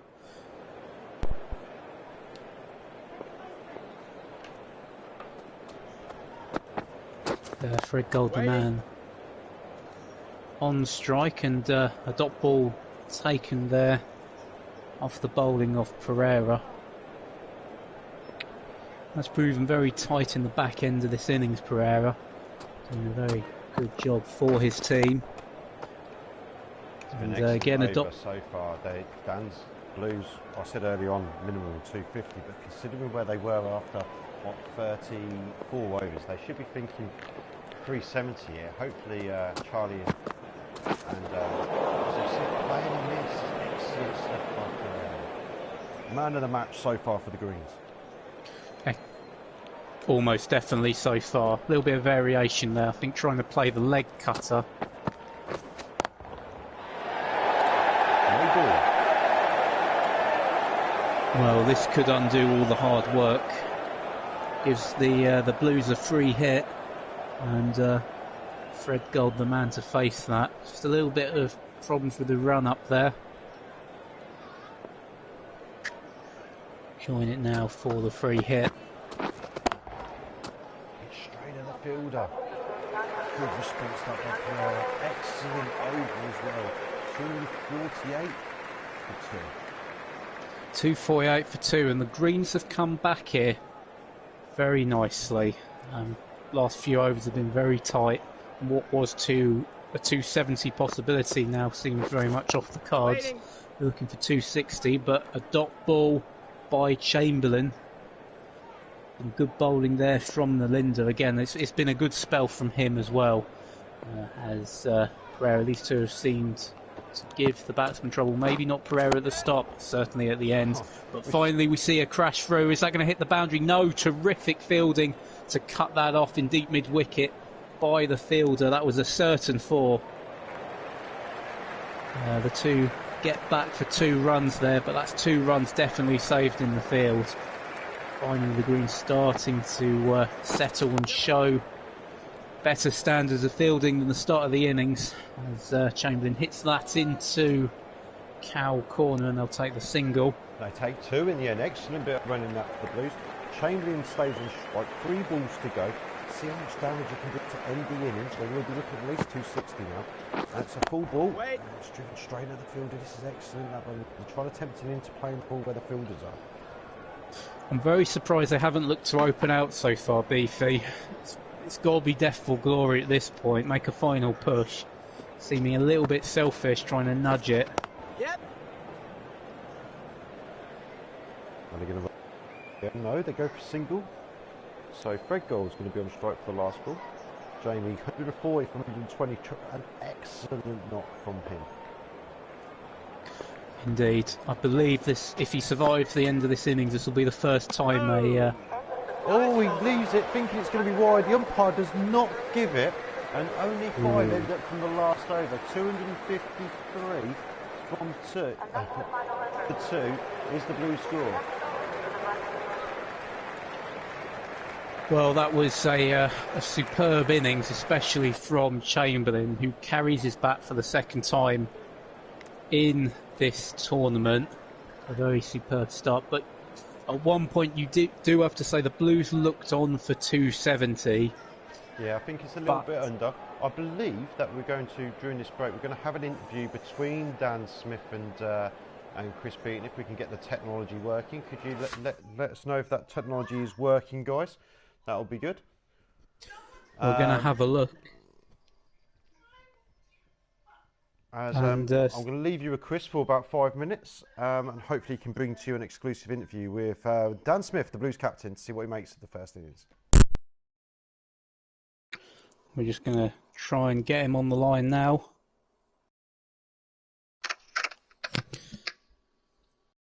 Hello, Dan. It's good to have you live on the feed. Got you here live in the studio. Here live at the Mears Ashby Cricket Ground. It's very good to have you back on, and it was very good to watch that batting display by your team there. Finishing on 250. Yeah, the boys went out and did the job, did more than what we asked them to do, so that's excellent. The one thing that did come to mind at the start of that innings, Dan, is the mentality of the two teams. The Greens seemed comparatively nervous to your Interrupt team. for a second there, boys. You can't hear Dan. He's not close enough to your mic, Chris. Obviously, they're pretty terrified of Ryan and JC. Seen it from the first game. They didn't know how to get them out. So I thought that kind of mentality put them on the road to getting. It's immediate psychology, isn't it? They just don't know how to get them out. They watched them, sat back and watched them score 213 off 35 overs. So immediately they're on the back foot thinking, geez, we've got a fight on our hands. And JC went about his business, so did Ryan early doors. And yes, they have a great platform. It was a terrific platform from the two, and didn't seem at any real risk throughout the innings. We've seen some teams looking to start a fast platform have tried to go for boundaries early on and fall flat, but these two just seem to be nudging for singles and two. Was this a deliberate instruction throughout the week? I don't really give them too much instruction, to be honest. I just wind them up and let them go. They're all talented batsmen. They know what they're about. If the ball's there to be hit, you've seen them all put the bad balls away. Even Stuart Gray managed to score a couple of runs today, which was nice. So yeah, there's not much instruction from me. It's just we're playing cricket. It's fun. Right? No need to get serious about it and get bogged down in strategy. Just go out and play. What did you guys make of the pitch from the start? We obviously saw you won the toss and batted. How did that play out for you? Well, we played the Reds and set a mediocre total and nearly defended it. I just want to showcase my bowlers, to be honest. We batted first and we've proved that we can beat the Greens batting second. Let's win the title by doing something not many teams have done, defending something. Expecting big things from Jason. He's the best there is. That's just the way it is. He's the best in the world, so we'll just watch him take another few wickets. Hopefully Paul Watts gets out for less than 20 odd and then JC's top scorer, and then we're fine. Yeah, let's hope it works out like that. And looking at the bowling lineup, we noted at the start of the innings that you have a few more express pace bowlers in your tank than the Greens do.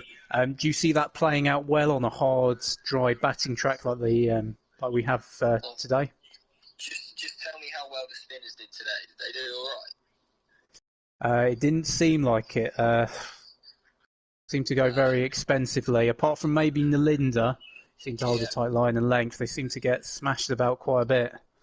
Yeah, exactly. So we're happy with our pace attack. We got Chris and Jason So expressed, backed up by a fair few lads. Anthony Fagola's been ridiculous so far this series. So I expect him to turn on the magic again. But yeah, it's there for us to win, isn't it? We've set ourselves a good enough target, good enough total. Let's see how they get on, really. So you feel 250 is more than enough? Because at one point it looked like you might be on for about 270, 280. Yeah, we potentially could have got a couple more runs. The last 2 overs that the Greens bowled were extremely tight, so fair play to them. They did really well. But no, we've got enough in the tank there. We've not gone for more than 4 and a bit and over in 3 games now, so I'll be impressed. I'll be very surprised if they go for 6 and over the bowling that we've got. Talk us through what your going to be telling your team once you get off the off interviewing with us and go back into the dressing room?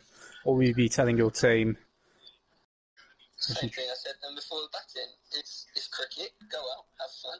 Let's have a laugh. Wind a few lads up where we can, and try and look good doing it. Talk us through where this mentality of just having fun came from, or how you've tried to implement that culture into your team. It certainly seems to have paid off so far, but straight off from selection, I went about my team picking lads that I knew would be turning up on these Saturdays and Sundays, just wanting to have a laugh, because cricket's way more. You're better at sport when you're having fun. No one plays well when they're wound up. No one in our team comes back in and throws a bat around the changing room, eh, Billy? So yeah, we're here just to knock a ball around a massive circle for a bit and make jokes whilst we do it.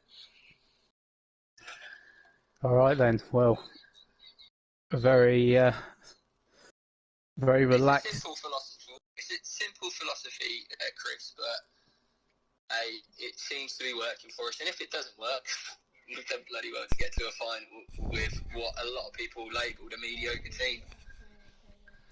I have to agree. The only thing I have left to ask is, obviously, last week was your first defeat of the season. What did you try and do to turn around the team's thinking from that? Because, as you can imagine, the first defeat after you've gone undefeated could have had a catastrophic effect. It doesn't appear to have really affected you at all. We opened the batting with Chris Love and Jason Searle, who barely know which end of the bat to hold.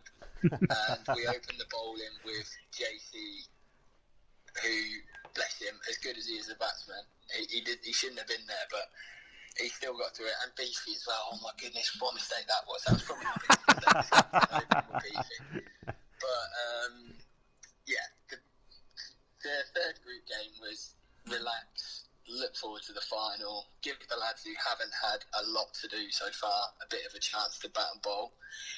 And then that's why you gave me a chance to bowl. We didn't really think too much about that loss. We were thinking about our first two victories and how well they went. Okay, Chris, do you want to wrap this interview up with Dan, and we'll crack on? Yep, I think we're going to leave it there, Dan. Thank you very much for your insights there. It's much appreciated. No worries, mate. Happy to be back on the air with you guys. Look forward to this inning. Wait for the fireworks, boys. Take care. Thank you very much. And we eagerly await the fireworks. This tale still has a couple of chapters to run. We'll see whether it's Romeo and Juliet, a romance of cricket for the Blues, or whether it will be Macbeth, a great tragedy. But we'll kick off the innings here, and I'm going to leave you in the capable hands of my co-commentator Stuart Gray to kick things off. Two excellent, strong defensive shots here by Sandy. Maybe this is a sign of intent from him. Chris loves to open the bowling for the Blues. I'd like to thank you, Dan, for joining us at the interval.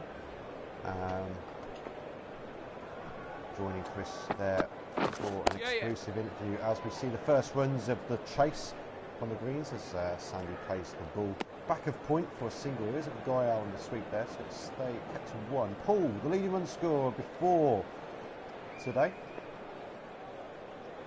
He was 110 runs ahead of Jamie before Jamie got his 140.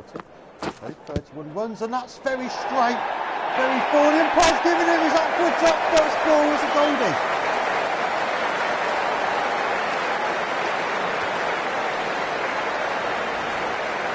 Leg before wicket, Chris Love, first ball.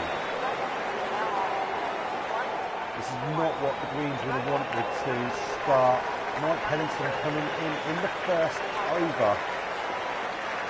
Chris Love's confidence has gone to green. They've got the right-hander in early on in the first over. Like I said, first ball short and wide, and it's played into.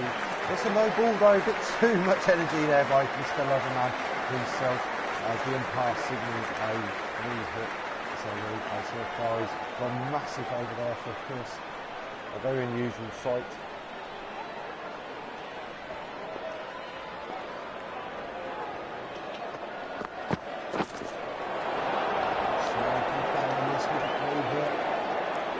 This is running in with some venom right now.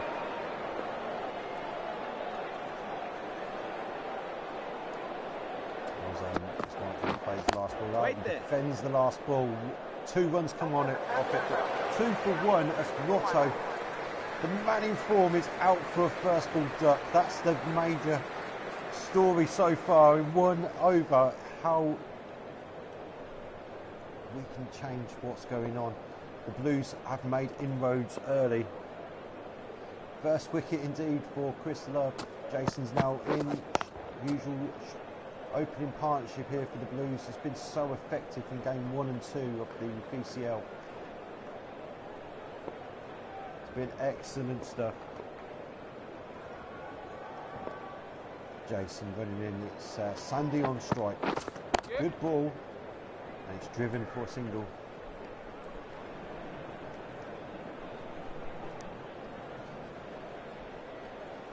The Blues would have wanted to make early inroads, and one thing the Blues did do in setting a score was they kept their wickets in hand. As we see this ball quickly to Mike P. It's another dot ball yet to trouble the score. A 0 from 4 balls now. Sandy's on 2 from 5. Blues kept wickets in hand. All 4 of their batsmen got to green. Jason come running in. Pennington on strike. Decent ball, well played, just well timed, pushed on that, it's going to go all the way for 4. Excellent way to get off the strike.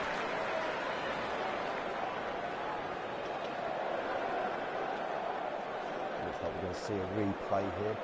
Not too much wrong with the ball. Pennington just times it very, very well, leans into it. When you time it that well, you don't have to hit it that hard, it goes for 4. Greens would have wanted that. They need to keep up with the rate to allow their batsmen to get near this score. I reckon that the pitch is going to be good from the second innings for a chase of 250, so 253. It will all come down to whether the Blues can maintain their lines and lengths, take the wickets when given the opportunity. An excellent bit of fielding there at Gully, very nervous stop, keeps the score down. 8 for 1 off of 2. Excellent start for the Blues. Chris Love, after his magic first over, is going to bowl his second now. So he goes. A little bit of width there, but hit straight at the fielder at short extra cover. He's bowling with some real intent. Well rested, of course, because he wasn't required to bat today, despite getting, I believe, 93 runs last week. Don't need to score those runs when you've got an opener. Oh, that's Pearce, the mid-on and mid-off fielders. The mid-off's got a bit of a chase here. The batsmen are running hard. They've run in 3 now, I believe. It was a good chase. It was an excellent shot that by Mike, finding the gap between mid-on and mid-off.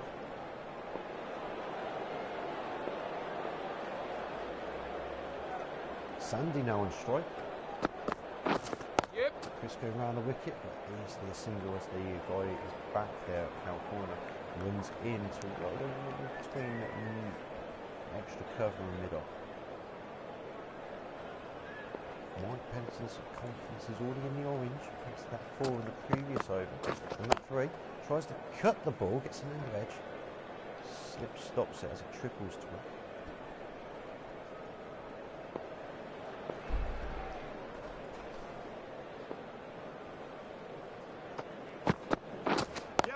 Excellent shot that from Mike. Missing the point fielder, but there's a guy on the sweep who manages to cut it off for just the 1 run. 5 so far coming from this lovely over. Last ball coming up, Sandy on strike. He's going to go round the wicket to him, see if he can shape it away from him or into him. Let's see. Shape away, not too much for the bowler there. Only 5 coming from it, never good over for the Blues. 13 for 1, off of 3.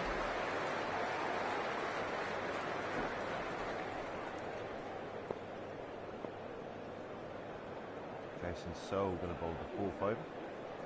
Pennington on strike. It's It's an excellent shot again, just missing the guy at point. Done that a couple of times now.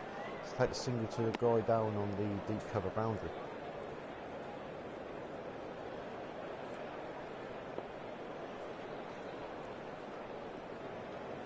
So, into the crease. Yep. Sandy steps away, cuts it to deep point.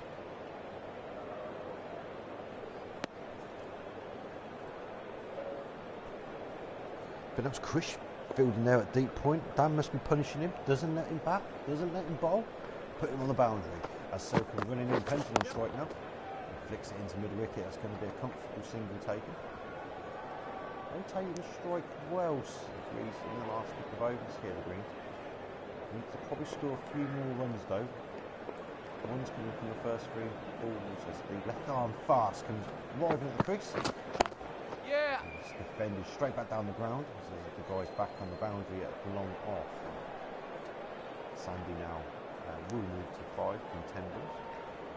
Mike already on 11 from 12. Haven't seen a big knock from the big man who bats at 3 for the Greens. Wait. And he's definitely capable of it, so the Blues will want to make sure they keep him nicely tied down. Stop ball there.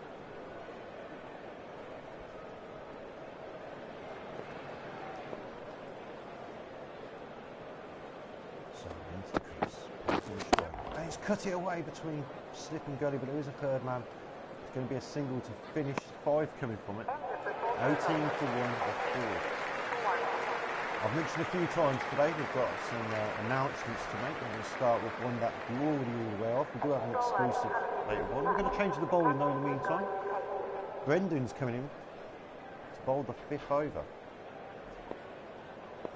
Let's just see how Brendan fares against Mike Pennington. First ball, wide, a little bit of width there. He's done the same thing, drove it between point and cover to get the single.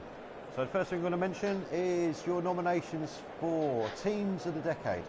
So the first 11, Mears Ashby, and second 11 for Mears Ashby, Team of the Decade. Brendan goes round the wicket to Sandy. Lee puts into his legs, he finds the gap in mid-wicket. There's a guy on the boundary, but they're going to run back for comfortable 2. It's going to be 2 runs. So if you haven't submitted to Mr. Loverman himself your Team of the Decade, now is the time to do so. You don't have to have played many games.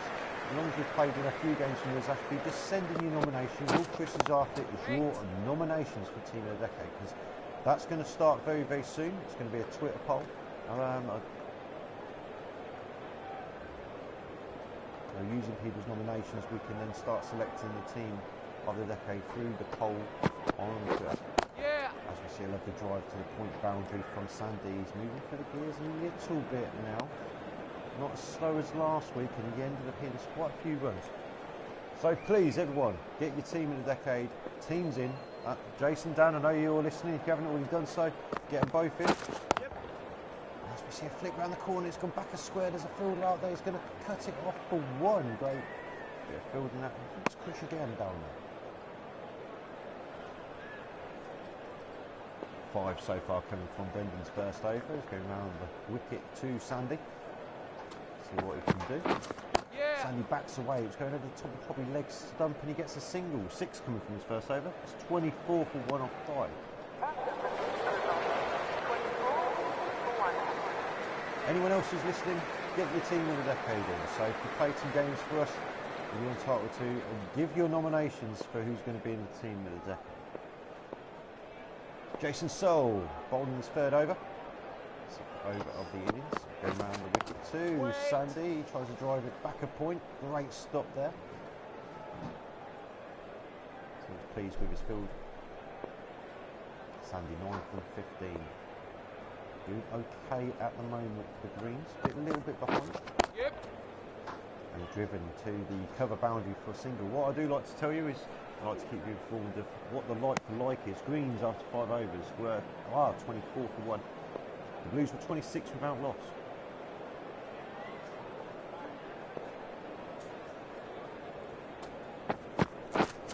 Wait there. Quite go where Mike wanted it to, got a little bit squared up and like him.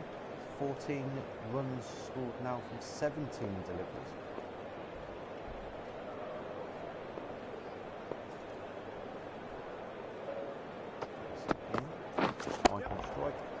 Gets it off his legs. It's going to go in the gap. It's going to be a chase to the boundary. It's going to go all the way for 4.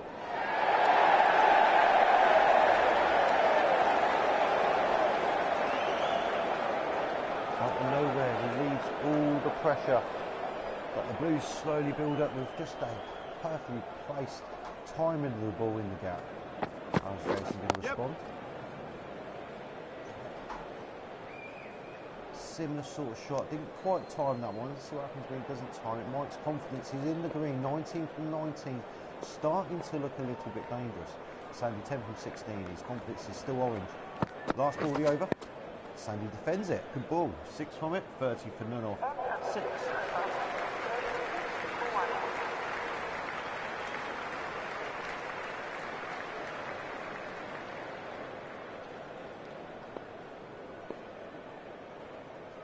Brendan will continue on this end. Mike's on Wait. strike. Mike makes that anyway. Current makes 5. The tribal makes 6.59. Greens, while they've got wickets in hand, will be fine with a run rate around about 7, I imagine. See how it pans out. Yep. Short ball by Brendan. Right, backs away and just gets it into the point boundary for a single.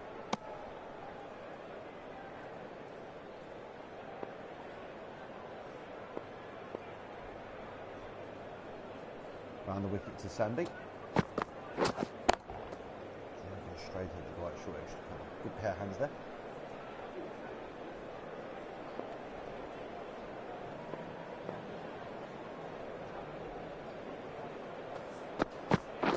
Yeah. And there's a hook shot from Sandy.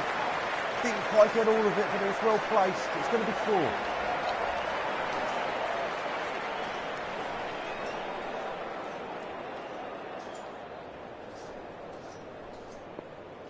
.219 needed off 200 balls. Wait on.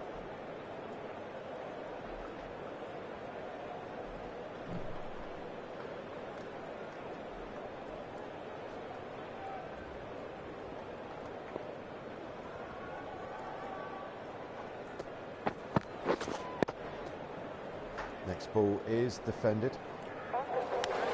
And ended that over 35 for 1 off of 7. 5 coming from Brendan over. A little bit tighter than his first one, but an excellent 4 there from Sandy relieved. A little bit of pressure as Chris Love has changed ends.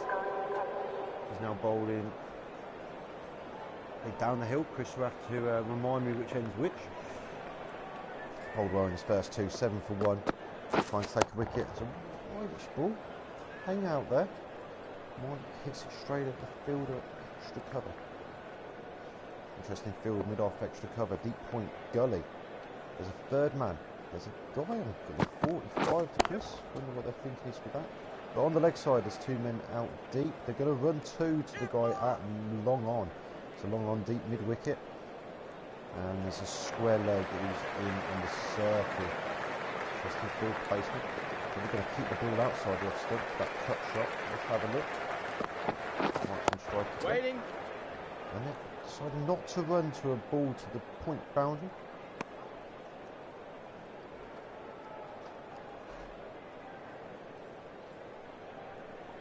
Only 2 coming from the over so far. Excellent over hit from Loving. Was it Chris Penton on strike? Good ball, but it's into that space where the guys on the leg side are out on the boundary and they're going to run through for 1. Sandy, confidence still orange, 14 from 21. We're looking at Mike at the other end and trying to join him. I'm going to assume quickly, Love staying over the wicket. Sandy pushes it into the space wide of mid-wicket for Sandy. So Levy finishes his over. 4 coming from it so far. Pennington on strike. He's the man with the confidence. Short, it's Wait there. tidy enough into the body, and he takes a dot ball. 39 for 1 off of 8. Chris, can we welcome you back? You can indeed. Please feel free to welcome me back. Welcome back, Chris. Thank you very much. And it's for the first time today. We're going to see Ryan Coles. Chris. Indeed, Ryan Coles coming in with the express pace. And that's just respectfully played off the back foot by Sandy up to short mid-on. You will have noticed, of course, the wicket of Paul Watts. We noted him as a danger man in this final.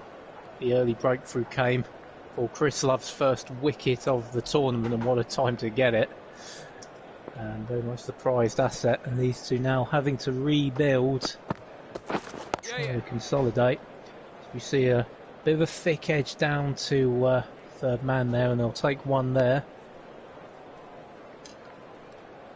Gives Pennington the strike.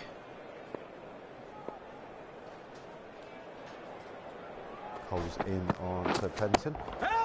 Doesn't quite go down the leg side as well as the fact they finish a little bit onto his pad. But the Blues love a good appeal. They have a good fun out there, as always. Pennington, 23 from 27. Sorry. No, I was just going to say, as we said heard in the interview earlier, very much the ethos that Smith is looking to make. As I just say that, that's edged over the keeper and gone for 4 runs. Runs and Cats have 9 lives. I wouldn't say he placed that very well at all. He tried to cut it back to the point boundary. He's played quite a lot in his innings so far. But he's thick edged it over the top of the keeper for 4. You see it trickle away. The guy at third man can't get round in time. I think it was quite a comfortable shot. There's a guy on the point and back to point boundary. Last ball of the over. On the stumps this time, and it's driven straight back, but forward dot. 44 for 1 point. Indeed, 5 coming from the over. Nearly saw the literal exponent of stump to stump there for the last ball. So far the Greens on track with the run rate. Chris Love with his 4th over so far. It's cut into the gap between Gully and keeper to third man for 1. Chris, saw this in the last game. Sandy took quite a while to get his confidence in the green. It's now the 10th over. He's faced 26 balls. He's on 17. His confidence is still orange. I wouldn't say this is a concern at this point. At this point in time, Pennington and Capugiana playing very much a similar role to that of Chamberlain and Coles. We will note that Coles took a little bit of time to get going in comparison to Chamberlain. So still very much early days as we see that hit into third man for the single. But just coming back to that, as I say, still very much early days between these two. The concern for me would be 2 very similar batsmen, and we will need one of these two to click on and play aggressive. It looks like it's going to be Pennington playing that role. He is 30 or 32 balls at the minute, just shy of a runner ball.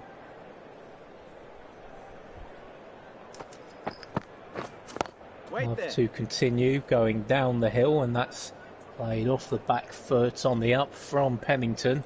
They won't take a run there. Pennington has made an excellent start to his innings. He hasn't scored many runs in this series so far. Could this be the time he stands up and shows everyone just what he's capable of? Excellent bit of fielding there by the Blues, stopping a run and almost a certain 4 to end the over. 3 coming from it, 47 for 1, and in comparison the Blues were 54 without loss at this point. So being slightly behind and a wicket down. Yep, you have to say the Greens are battling over behind. Perhaps he hints why the Blues fielding has been one of the fortes of their performance, and that has been terrifically picked up in the deep there. Oh, it's going to be a run now. It's a certain run. That was a complete mix-up from the batsman there. We looked a long way out from here. Sandy has gone. Well, that is just a complete pass. You could see what they were trying to do. The man fumbled it in the deep. They thought they could sneak an extra single there, but in the end, it's a terrific throw-in from the fielder there in the deep. And I'm sorry, but Capugiana well short of the crease there. I'm not even sure we need the third umpire. How many runs did he get? Can you remember? He's gone for 17. 29 Indeed. And this is turning into a disaster The Greens completely lost their heads. They're still feeling the pressure of the run chase. We thought they had settled in towards the back end of the first innings, but as the pressure mounts, they're starting to capitulate slightly. As Skerritt joins Pennington at the crease. Pennington the man on strike, and Coles will come in again, and that's well played off the back foot into the cover gap there, bisecting the two fielders there, Pennington. Looks like they've changed the field to cover that area. Waiting. Dot ball coming there to follow it up. Mid on there picking it up. Very odd run out there for the Greens, because I believe they didn't even run a single. It was, that was their single they were trying to attempt to run. Complete confusion there by Mike and Sunday. It's the first run out of the whole series, so we had to get to the 7th game to see a run up.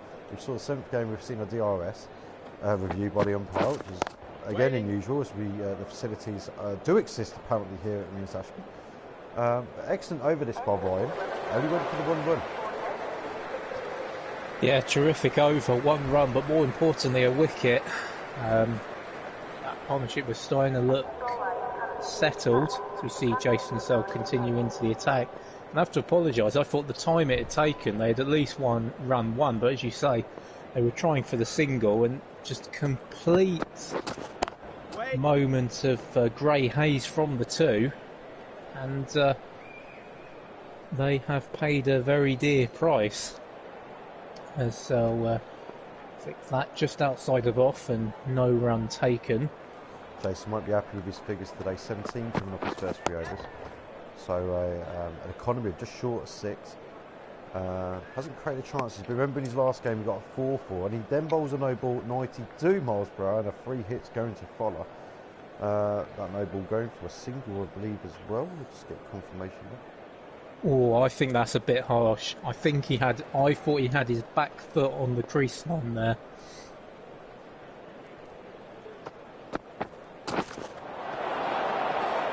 Good response.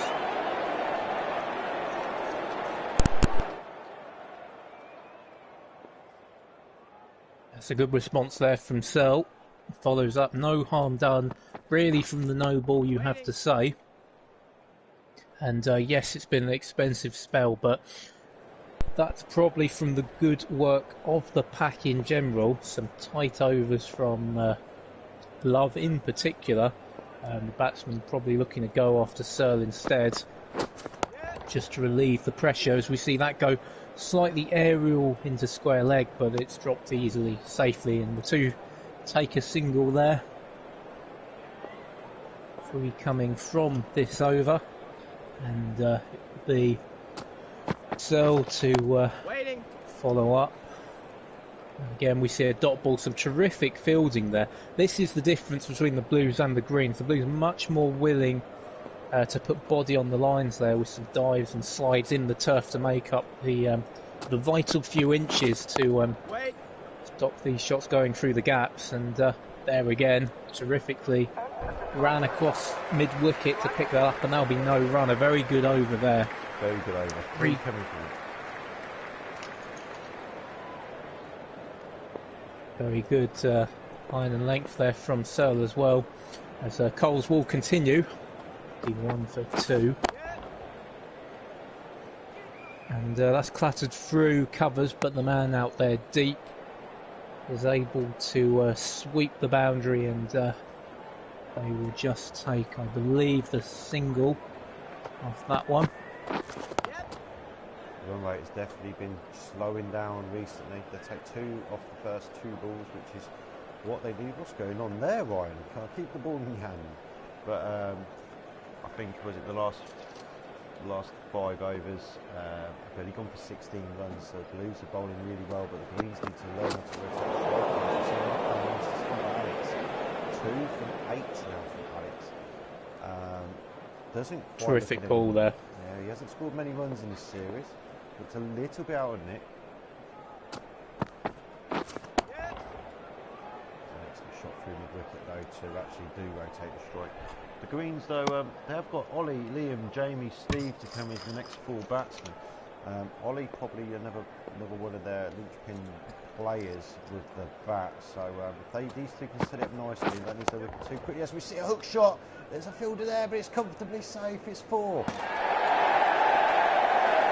Terrific timing there. He just used the pace off the ball there from Coles. It was slightly slower at 80, which perhaps also gave Skerritt enough time to swing round there and find the gap at the man, that fine leg. Very well played.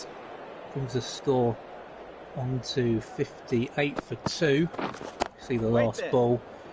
This one slightly mistimed by Pennington, and that will safely drop for a dot ball. End of the over. Better over from the Greens. It's 58 for 1 off 13-7 coming from that Ryan Coles over. And Jason Searle's going to bowl his 5th over.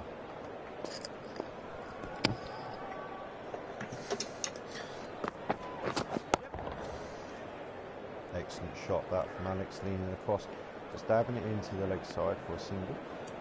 Run rate's crept up to 7.26. So despite that last over being 7 runs, it's probably not going to be enough long term unless they can get the odd big over here. So they're getting a little bit behind.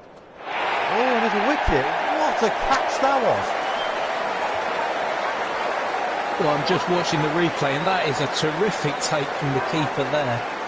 Tim Shea has very much been the shining light of the wicket keepers in the virtual cricket league, and we see another terrific example there. He's come across almost 2 slip positions there to pick that up from short. It was dropping short, but agile reflexes there from Shea. I think safely into the gloves. It looked like it carried, and that is another hammer blow. I think that was Skerritt out there. No, even worse, it was Pennington. I do apologise. And this is now a dire position for the Greens as their captain comes to the crease. He needs to play the sort of captain's innings that you would expect your leader to lead. We'll see whether this is very much Caesar's rule or Custer's last stand. Force it round the man on strike, and he blocks that away. Possibility of a single there, but they don't take it. And Searle's figures starting to look a little more healthier now. He is 1 for 21 in his 4th over. Been a better second spell this from Jason. 17 runs from his first 3 overs in his first spell, and in reply in almost 2 overs, 4 runs in 2 overs and 1 wicket, and a massive wicket of that. And Mike, who was the set batsman. Yep. And you see that Searle against Forrest Brown could be the important battle, as you've rightly mentioned. We need a captain's innings for the Greens to make this doable, but that just shows the ability of Mr. Searle. The leading wicket taker in the series was 6 before today's match, ahead of only his teammate Fagola, no less. Yeah, we do have to remember that the battle between the bowlers for the Golden Boot. It'll be interesting to see how the 3 of them perform today. You see no run there taken. Edged into the slip cordon, but drops low. No one there anyway, so Shea picks that one up. Into Skerritt. Skerritt plays it back a square leg to the boundary. They could run 2 if they're good, quick enough between stumps, but I think Skerritt didn't quite get on his toes quick enough for that first run, so it's only a single. Both batsmen are in the red here. Blues should be sensing blood. They've managed to make wickets fall at a fairly regular basis. They're a little bit behind the rate. Only tried to play a shot, a little bit of anger. Places it well though for a single as they carry on rotating. Yeah, needs to keep calm. A little bit of immaturity there from the young man, who only 25 years of age, I believe, maybe 26. Might be doing him a compliment there. As we see that go through to wicketkeeper Shea, and no run taken. Just 2 coming from the over so far. Waiting. just seen Dan's comment that not everyone can see, only myself, due to a swear word being used in the message. So he's obviously a not very happy man at the moment, because when I mentioned Jason's economy rate, he was at 6. His economy rate was at 6. And it's an excellent shot that from Alex down the ground. They're going to comfortably get 2, maybe 3 if they're quick enough. They're going to get 3. And the fielder's going to cut it off to make sure they don't get 4. He was at 6 and over, but his second spell's proved his class. Only going for what 600 in the next 2 overs. Bringing his economy right down, and a big wicket as well. And that brings the end of the over. 66 for 3. Bissell to continue down the hill to Skerritt, who doesn't look settled so far. And a bit of a thick edge through to third man there, and they take the single. The run rate now 4.4 and over, nearly half of what they require. Waiting. And dot balls like this are going to add up as we see another one off the back foot there. I think what JC and was doing pretty much on his own at times. I know that I joined in a couple of times and Ryan a couple of times, and Charlie a lot towards the end. There's another wicket! Four skip round, the captain is gone. Well, we needed the captain's innings. We asked, would it be Caesar's rule or Custer's last stand? Certainly Custer. Very immature, brash shot there from the young man. And again, a terrific bit of wicket keeping. We'll see the replay in a second as we see Sell run in here. I'm not quite sure what he was thinking with this. He played it very rashly, looking for the boundary. And Shea got across well there. He's having a blinder of a game, right when his captain needs him to.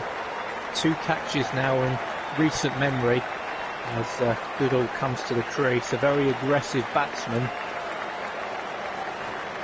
He'll need to curb those instincts for now.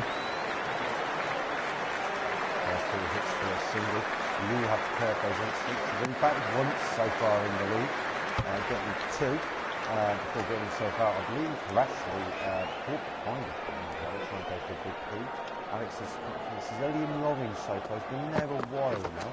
Wait there. As he drops the ball into the leg side. That partnership between OFB and Alex was worth 9 runs in just over an over. There's been so much going on. I forgot to give you the comparison. After 15 overs, the Blues were 79 for 1, the Greens 66 for 13.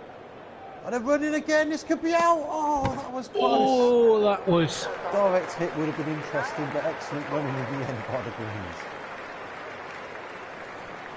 Am I watching the Monty Python show here or a cricket show? We saw some poor fielding from the Greens in the first innings, and now their head has completely gone as they go for a single, which quite frankly did not need going for at all, and nearly paid with the wicket of Goodall.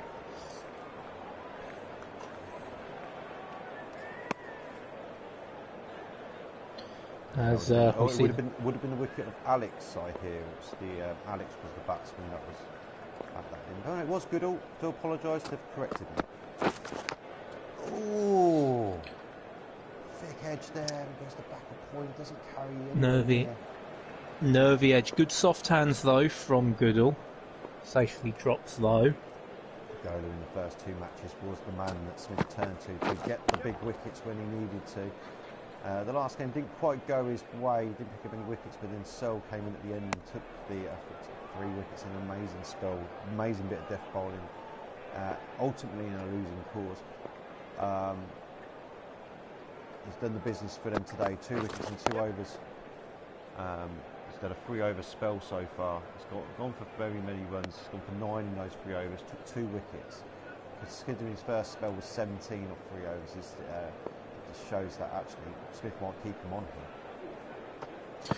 And if I was Smith, I would keep him on. He's got a wealth of pace bowlers to use in the death spells, while your premium bowler is producing goods and in a rich vein of form. Why change things? Going for his last bowl to Liam. Waiting. Try and beat their way 1 to 2. 3 coming off to go his first over. Good stuff this from the Blues. Well on top of the rate here.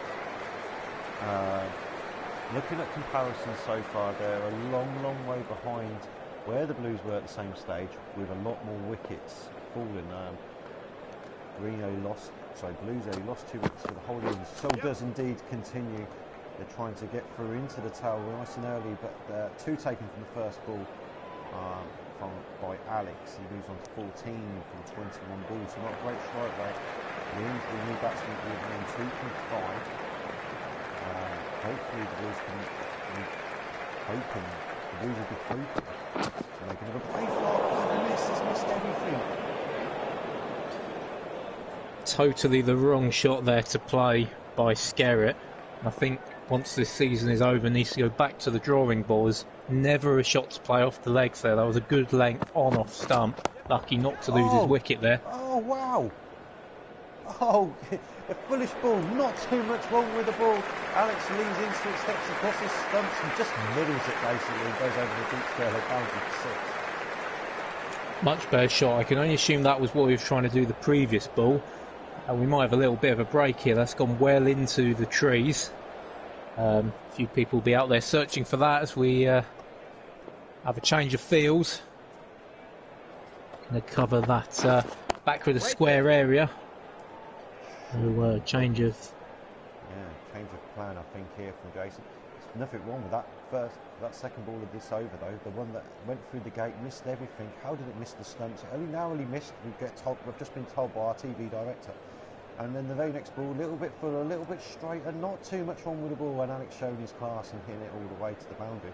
The next ball there, just something different, caught Alex a little bit off guard. His confidence is not up yet, still in the on. See what he can do now as Jason runs in. But the leg side, puts fire on leg side. We'd see that from there, definitely.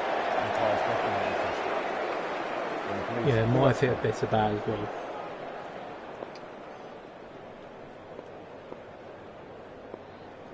And 80 for 4. Oh, he's an edge. He's going to carry. Oh, it doesn't quite carry.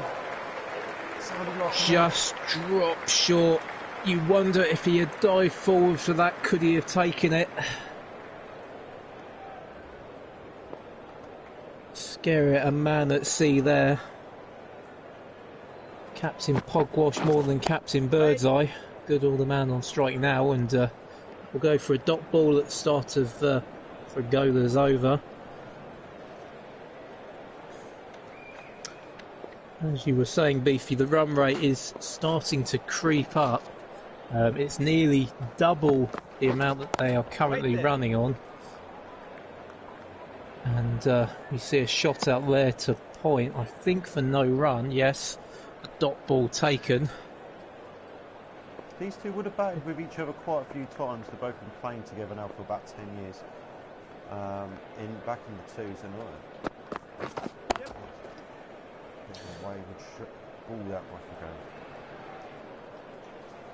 Slightly wayward, but only for the one run. You say they've played for 10 years. You would have thought they would learn how to call correctly and understand each other's calls. We've already nearly seen a run out between the pair. I think Alex did a transfer. There's a big shot played. There's a bit of space. They didn't get anywhere near enough of it. They're going to comfortably run for 2 as the fielder comes around and cuts it off. Yeah, Alex went away from the club for a little while. I think he ended up. They played together. The first time they played together would have been 10 years ago.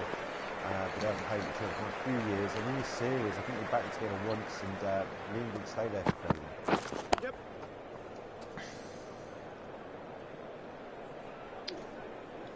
No, not a lot of time to work out niches and calls and have that telepathic understanding, as we just saw the single there.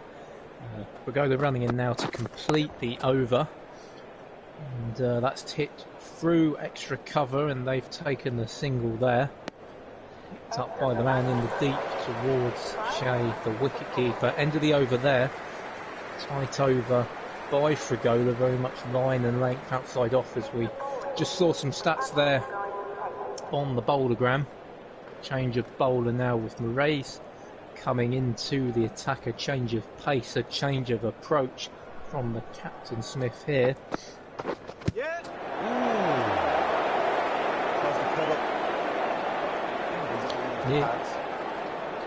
He nearly pays off. That one kept very low. Took Goodall by surprise.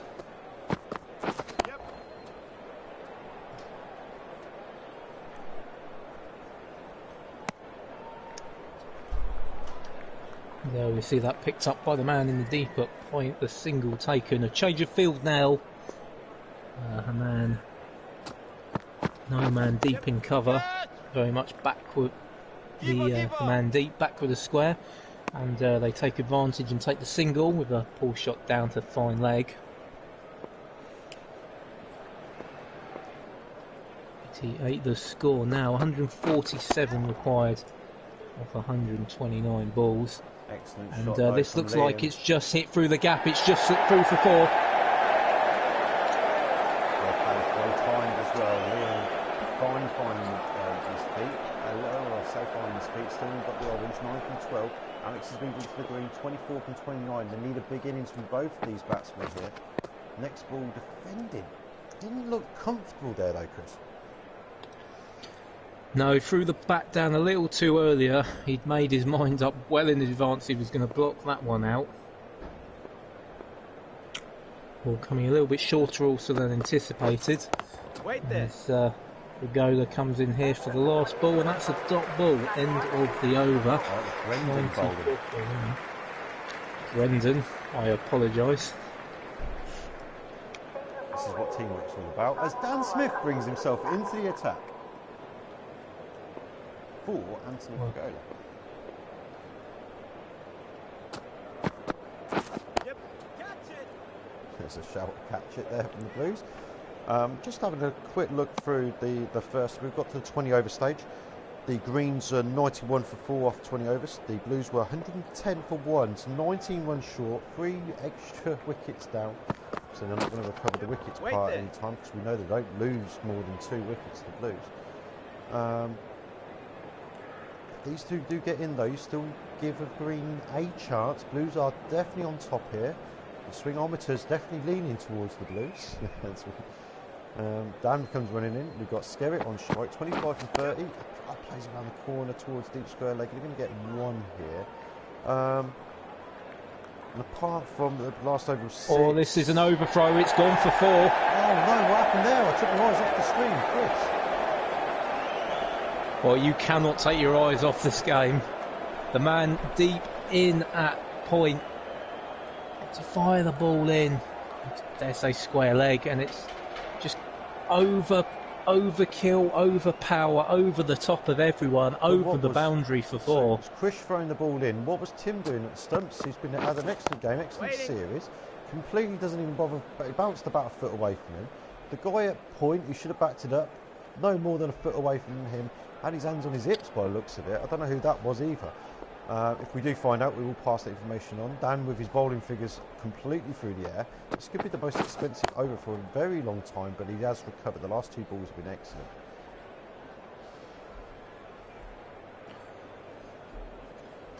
Yeah, if there's one person you don't want to do that to, it's when your captain is bowling. You would have given a little bit of an earful there. That was an edge.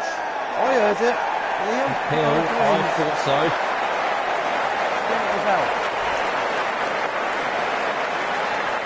Well, Beefy Skerritt has not looked settled at all, and he's played a ball on off stump and tried to cut it back, and it's found the thinnest of edges on his bat. We could hear it here from the commentary box. You wonder how many of the crowd did, because it went silent for a moment. Tim did not throw his hands up until the pool was way in there. He's still okay. 31 runs came from Wallace Skerritt in just 5 overs. Not enough for Greens, but trying to rebuild. We appreciate this. Now Dave Burrows comes to the crease.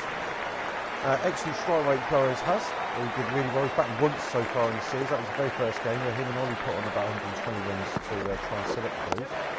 So he's more than used to the bowlers of the Blues team. The Blues team haven't got him out. I'm sure Dan will correct me if I am indeed. Well, Brendan's coming to the attack. And Brendan, a little bit full there, hit down to square leg, and they have taken the single. That brings up the 100 mark, 100 for 5, off 21 overs, as Rays will continue. And that's dug out by Goodall for no run. Again, clear skies overhead as we watch Moraes run down the hill towards Goodall. And this time Goodall opens up. It looks like, yes, the fielder has got across to cover that off. Some good fielding once again from the Blues. Every player on it in this team looking to step up for the final. Just 3 coming from the over so far. Wait. And cut away again, but hit a little bit too well, and no run taken. I will go as far as saying that I believe that this will be Green's last big hope. I'm not taking anything away from Steve Aid, Ashall and Linda with the next 4 batsmen in. Just see this ball, Waiting. and it's a dot. And to finish the over, 101 for 5 of 22. Just note that down, please. Excellent move from Ben, no 3 coming from. That was his 4th over. Dan Smith to continue. See if we can get another wicket. Liam on strike. The reason why I think these two are the last great hope, especially if they stay together, is that these two are the last 2 aggressive batsmen for the Greens. These two are on the scouting report that Dan Smith will be more than aware of, which is probably why he's kept himself in the bowling attack.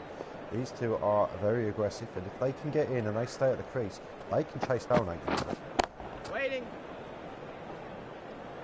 They can, but if one of these two were to fall, you have to say exposes a soft underbelly in the Greens lineup, with Burrows being the last recognised batsman to come.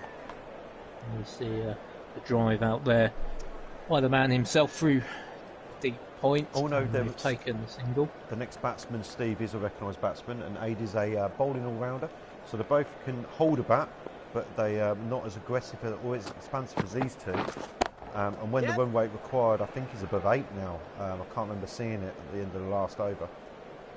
You do have your concerns about whether, if the Greens don't keep these two in, 150 off 104, that's almost 9 and over, whether they can make it.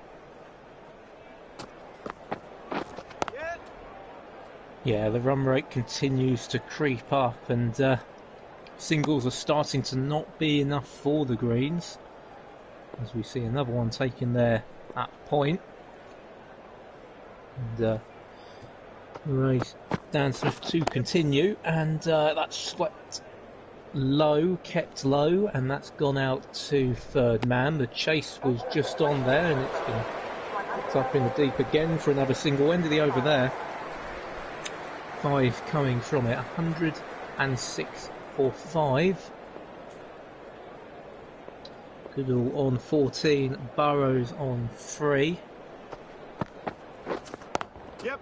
Driven down the ground. What a lovely shot that was from Liam. Don't see him drive very often, but he played it well. Run rate required 8.71. I will note that while I can see it on the screen.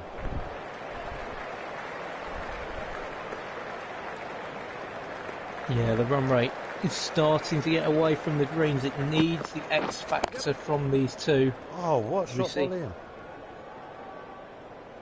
Well played, but not quite got all of it, as it goes down to the man at fine leg for the single. We'll say the run rate now 8.8, and now is the time you would imagine they have to put the pedal down. Another dot ball comes. Pressure starting to build. And the Rays are tidy over so far. Less than 100 balls to go and 145 needed. That's a shot from January. This could be Fielder. Oh, is he touching the ball? They're fielding it still, suffering. Binion poles will check it, and it is a 2. Excellent fielding.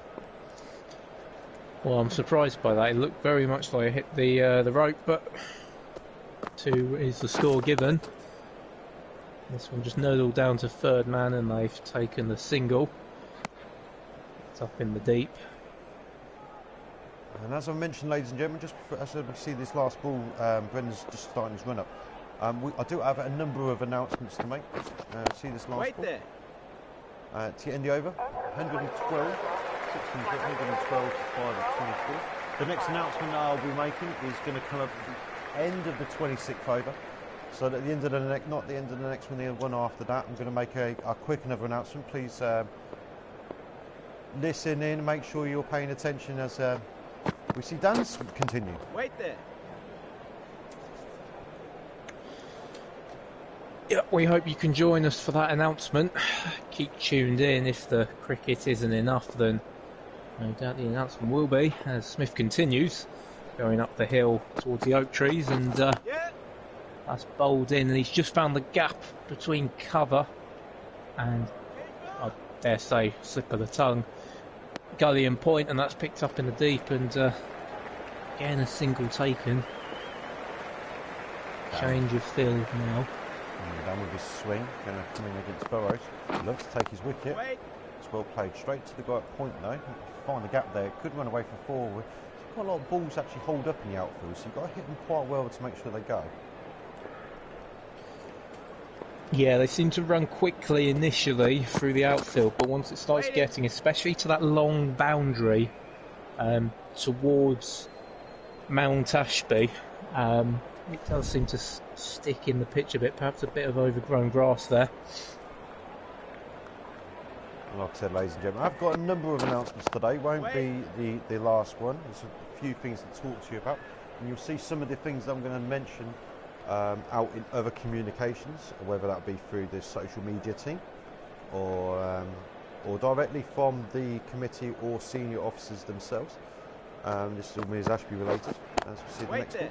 I do have one announcement. It's not Ms. Ashby related. End of that over. It's 114 for 5 off 25. To give a comparison, the Blues were 140 for 1 at the same stage. So not only 26 runs behind, they've lost a hell of a lot more wickets. As we see Fagola returning back into the attack for his third over. Yeah, it's a good move by Smith, bringing Fagola into the attack. Very economical so far. Just 8 runs come from his first spell.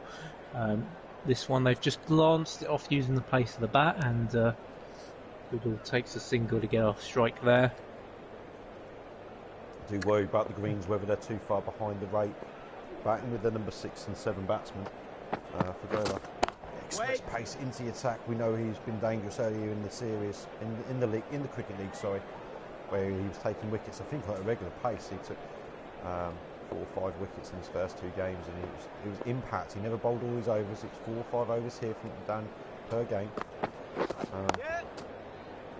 Fagola, I do recall seeing and oh, it's an overthrow again, but this time backed up. Oh dear, Tim, you need to get to the stumps, mate.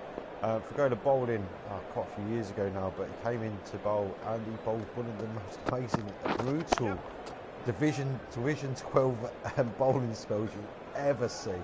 Ended up bowling, I think, 6 or 7 overs, but almost every ball was into the throat of the batsman, and he did not know how to play because of how much lift he was getting off the pitch.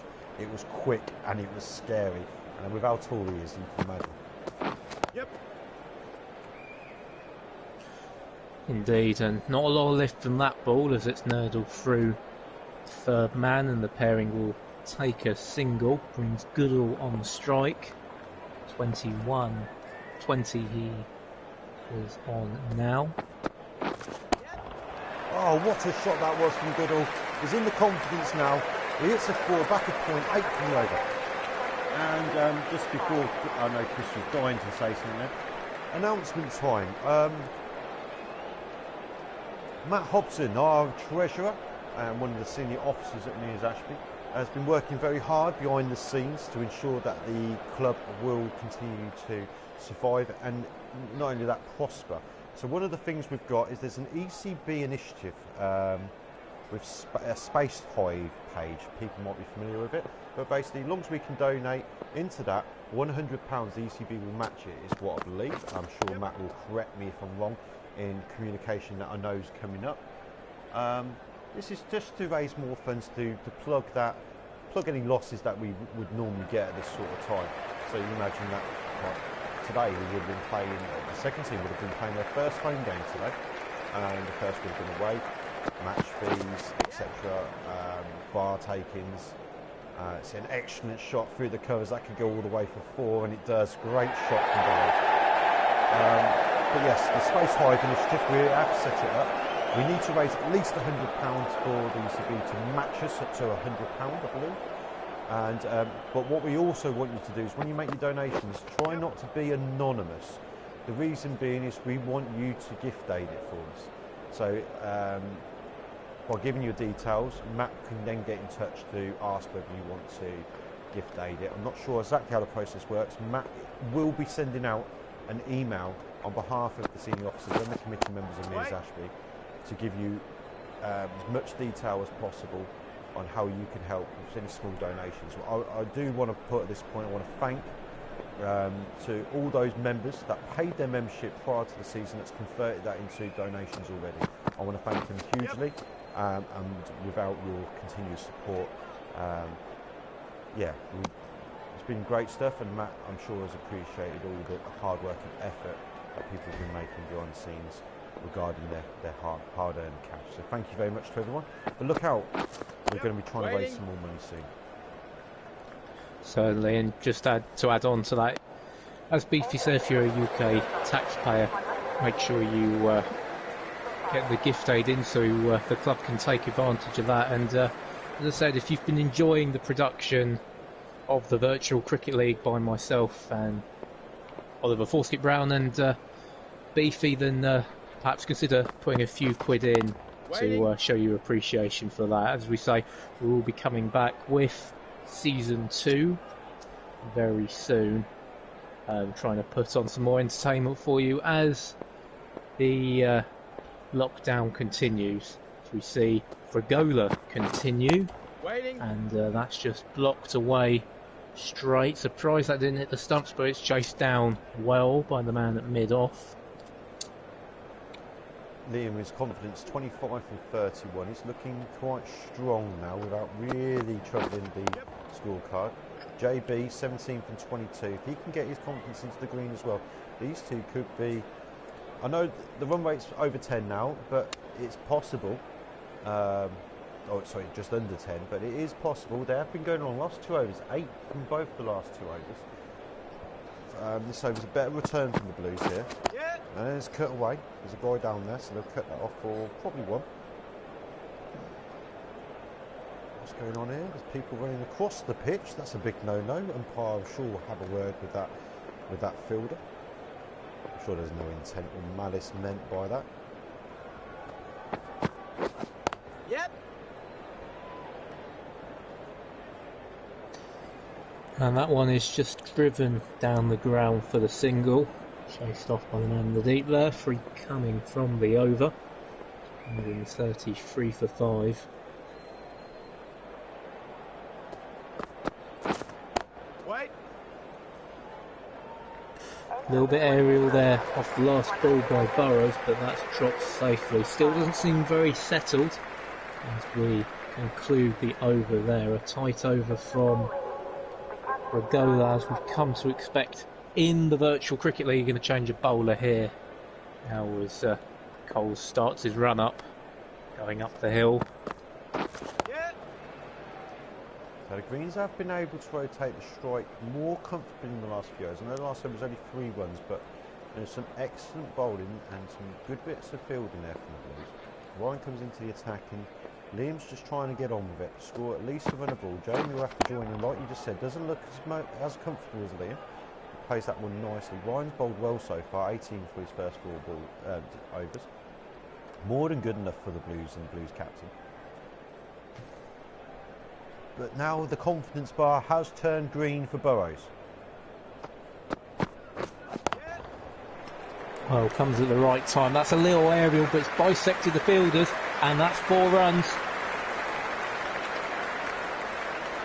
Narrowest of margins, he slipped that through. That could have very easily been caught out, and that would have been a disaster for the Greens.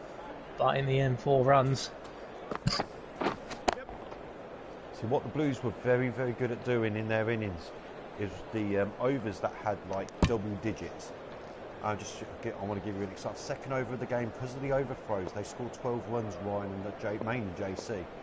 9 runs in the 8th over, as we just see this ball. Waiting. Cut it straight to point. 16th over of the game, JC got on with it, got to his 50 and 10 runs from that over. There was an over in later one that went for 12, and that was mainly actually myself, with Jason scoring a couple of singles in that. Wait there. 14 runs in the 26th over, 12 runs from the 28th, 13 from the 29th. They keep hitting those double-digit overs to really just keep lifting that scoreboard up. And we're thinking, oh, they've got to score 270. I think we're actually going to apologise. The pitch was only a 250 pitch, and the Blues just batted that well. Oh, indeed. What a shot though from Liam. What a shot that was. Do you want to take it through it? Just terrific timing from Goodall there. We see the replay now as Fregola comes charging in. That ball, express pace at 91 miles an hour, and all Goodall needed to do was just guide that through, and the sheer pace of the ball just did the work there. There's making a mess of Fregola's. That's it, gone for 23. Oh, what a shot again. Liam is now going through the gears. He's into the 40s. 4.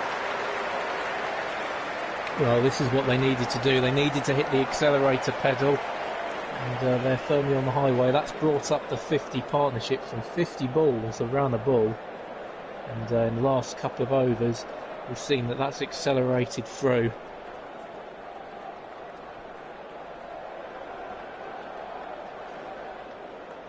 Terrific boundary. I know And on that note, can I just I want to know from the guys watching, shall I send a link to JB as he's not received a link yet? See if we can get him in, see if we can get him watching. Let me know on the chat, please, ladies and gentlemen. Sorry, Chris, you were going to say. Just going to say I've got to take a short break, so I'll leave you in your capable hands for a few minutes. Hopefully Chris will be back shortly as we see Fregola running in 9 already from his over. Can this be a double-digit over? Wait. Turned down a single there. Definitely turned down a single there. Had a deep gully, kind of cuts it off at point. That was definitely a single there. But JB comfortable enough as it stands. Gola's going to run in at Jamie. Led the Blues early on in their first 2 victories. With some excellent wicket taking off some big scalps, if I remember rightly.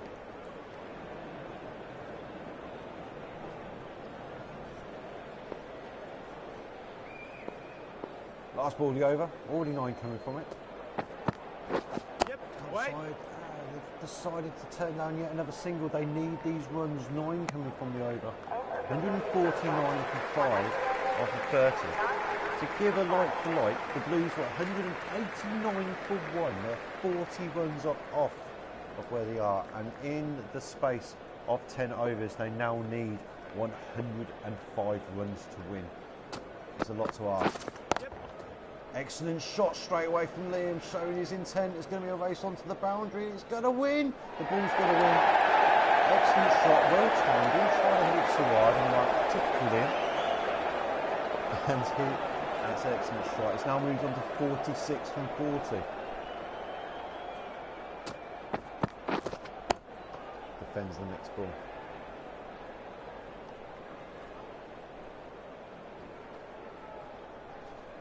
Ryan stays into the attack, as you've probably already seen. This is his 6th over. He's done quite well today.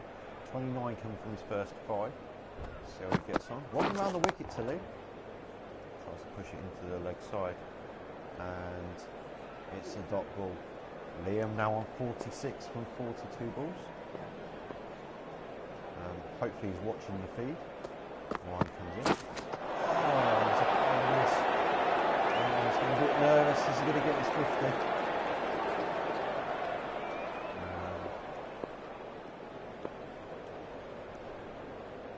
Three dots in a row. Ryan comes in. Wait there.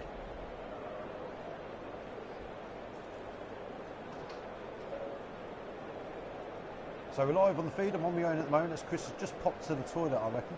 Liam's on 46 from 44 balls. Last ball, Ryan Coles is over. Can he reach his 50 with this one? Wait.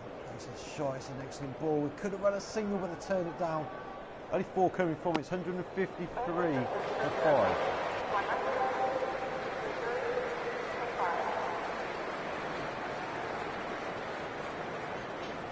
These two scoring some good runs here. The partnership's now up to 55.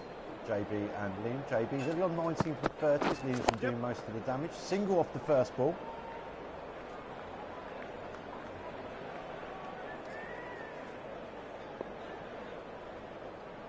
Are we going to see Antti Fagoda runs into Liam? We're going to see the 50 now. Yeah. That's an excellent shot. It's going to go all the way. Through back a point for 4. And it's 50 for Liam Goodall.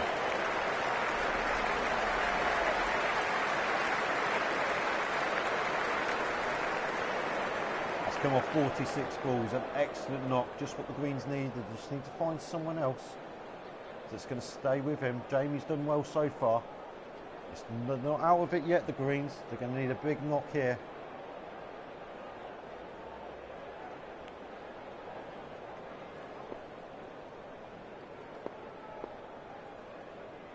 So, Fagoda, how's he going to respond? And it's cut away over the top of point. It's going to be another 4 back-to-back 4s from Goodall.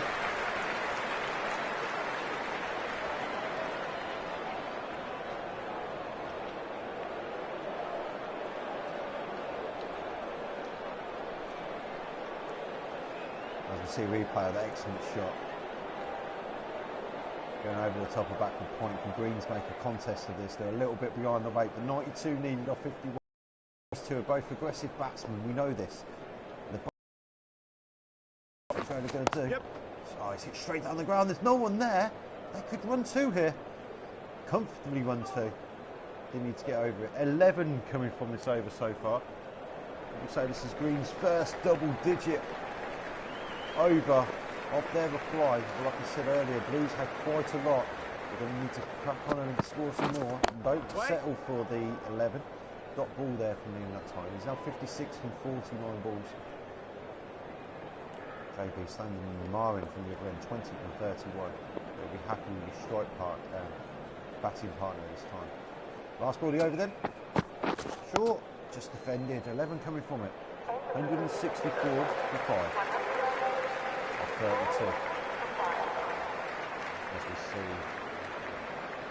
the chart of Liam's innings so far. No 6s so far, very unusual. 5 4s, point to back of point, 3 through the square leg area. Chris Love's going to come into the attack for his 5th over. I imagine Chris will bowl out at this end as there's 4 overs left and he's got 4 overs remaining. JB's on strike, only 11.25 runs. Excellent shot straight down the ground, but he's going to cut that off. They're going to win 2. No, they thought about it, but stuck with a single.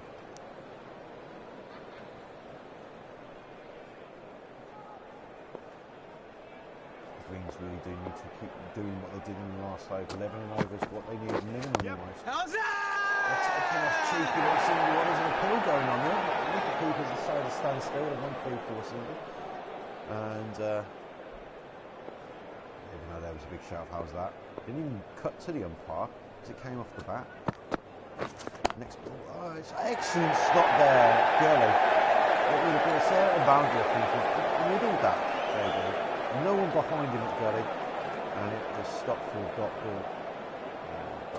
Still on strike for Chris Love. Yep. Next shot, oh, he's pierced the gap. There is a guy on the sweep. They're going to run 2. Just run 2 in the end. 4 coming from the first 4 balls. No killers though. Not entirely sure what. Yeah. And that time it's cutting the gap by Burrows. It's going to go all the way from 4 to the 3rd man boundary.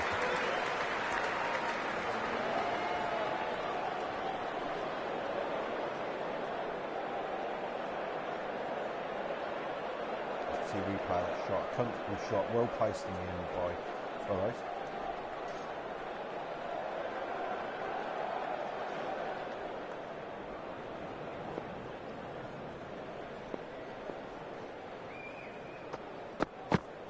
Yep. And there's a wicket. Wicket, JB has lost his wicket. 27 from 36 balls. Timshay bowled Whistler.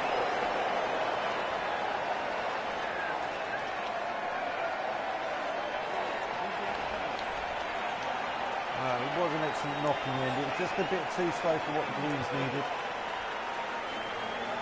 These two did put on a big partnership, one of the biggest of the day. It was a 100-run partnership at one point, which now looking back, it looks an excellent partnership. 122 between the round table. So Nicky White comes to bat for the first time in the series, and Brendan comes to bowl. 172.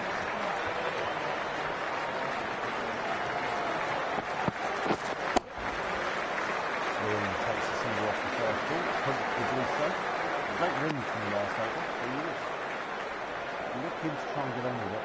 Excellent combination of Love's take 2 wickets in today. Steve, first ball of the series. He's way inside the line. He's the guy they're going to need on strike here a lot in the next 7 overs. They've got any chance to still win in this game. 80 runs needed. Another play of the miss, basket in close. Brendan continues with the shoot, delivery. Seems to be the way to go. There is a deep backward point. There's a slip and a gully in play. So what happens here? Bullish duel. Up in the air, it's going to go to the guy that's on the backward point boundary. He's going to stop, cut it off. It's only 1 run. Too early from this over. They need to get on with their screens if they've got any chance of still winning. 74-run partnership between JB and Lee. Excellent partnership that was. See another single there by Lee. They did that in 12 overs. Yeah, 12 overs. It was a good knock and it was a good partnership, but it just wasn't enough runs really. They needed to score a little bit quicker than they did. They did rebuild. They needed to do that, but they needed to stay together in the last 7. Really push on. Not able to do that after 32 overs.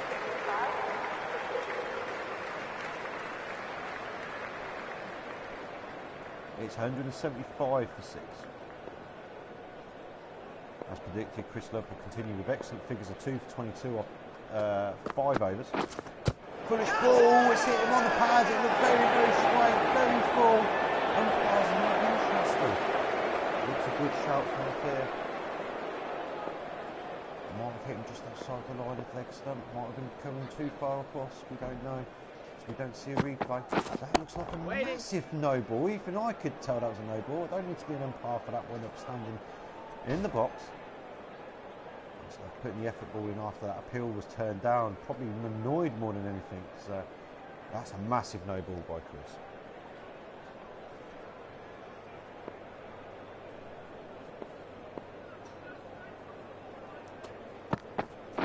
There's an edge with the free hit. Nothing happens. Liam might be feeling the pressure at this moment in time.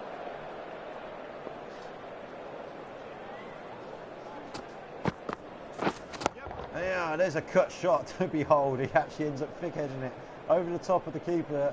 Third man's coming round. He's going to stop it. He flicks it back. They won 3. They probably would have wanted more than 3 from that. Steve, 1 from 4. He's not known for his quick scoring, but he's going to have to get on with it if the Greens are going to win today. Loads of pressure on the new man. Plays the first ball. It's an excellent shot straight at the field today.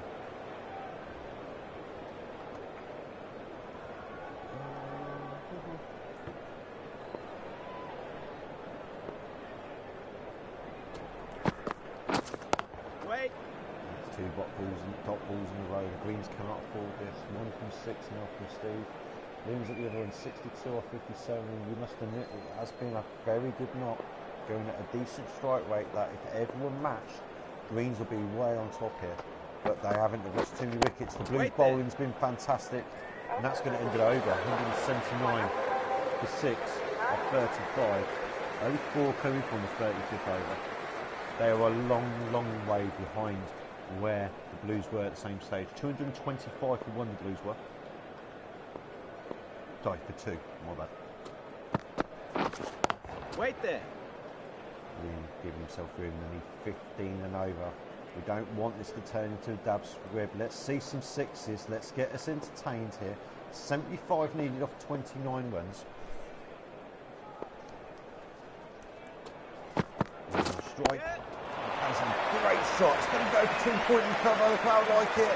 He likes it. It's going to be 4.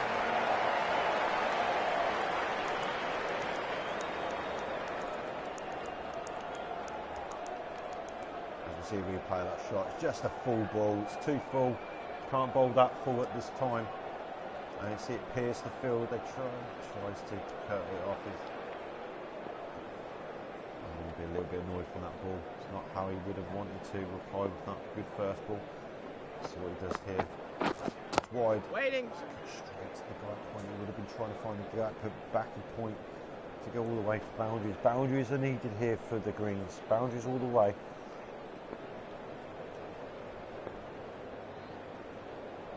He's more than happy with this. Yep. It's a wideish ball.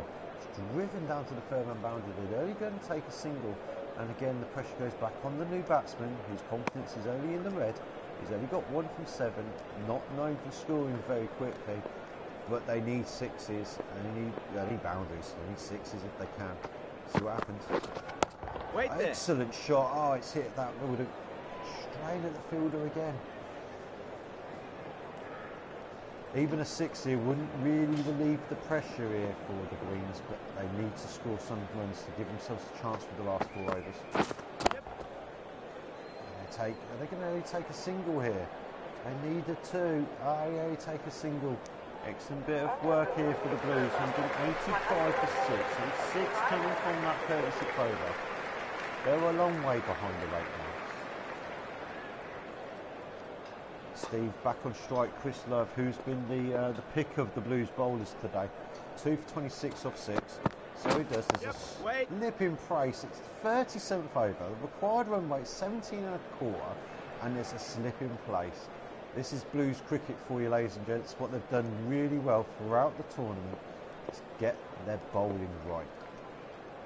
Today, they've showed that they don't need. An excellent shot there, actually. You must admit, they need to take the runs, even though Steve probably doesn't want to keep on strike, and they take a 2. 2 a ball minimum they need now. 67 to a ball will not be enough. You can see on the graphic on the screen, even just 3 a ball.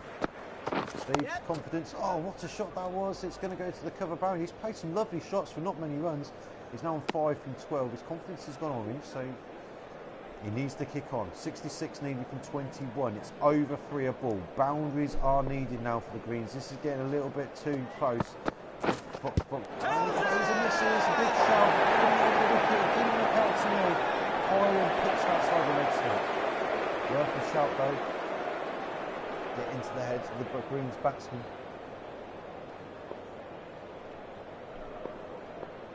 Chris continues around the wicket too, Liam. They're taking over single through mid-wicket.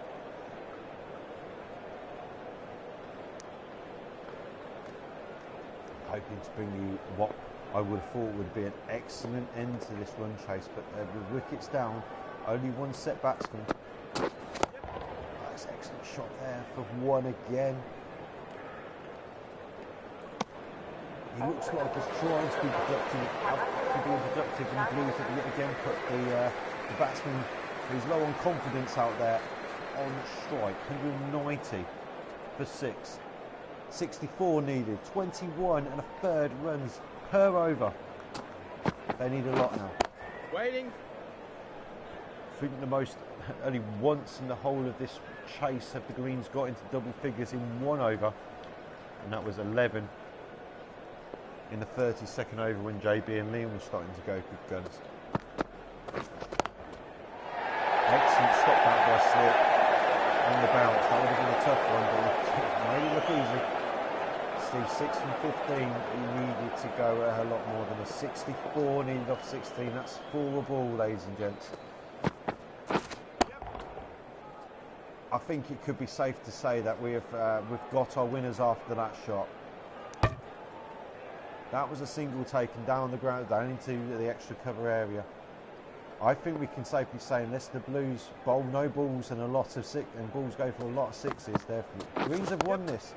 Sorry, Greens have won this. Blues have won this even. Good thinking there by Tim.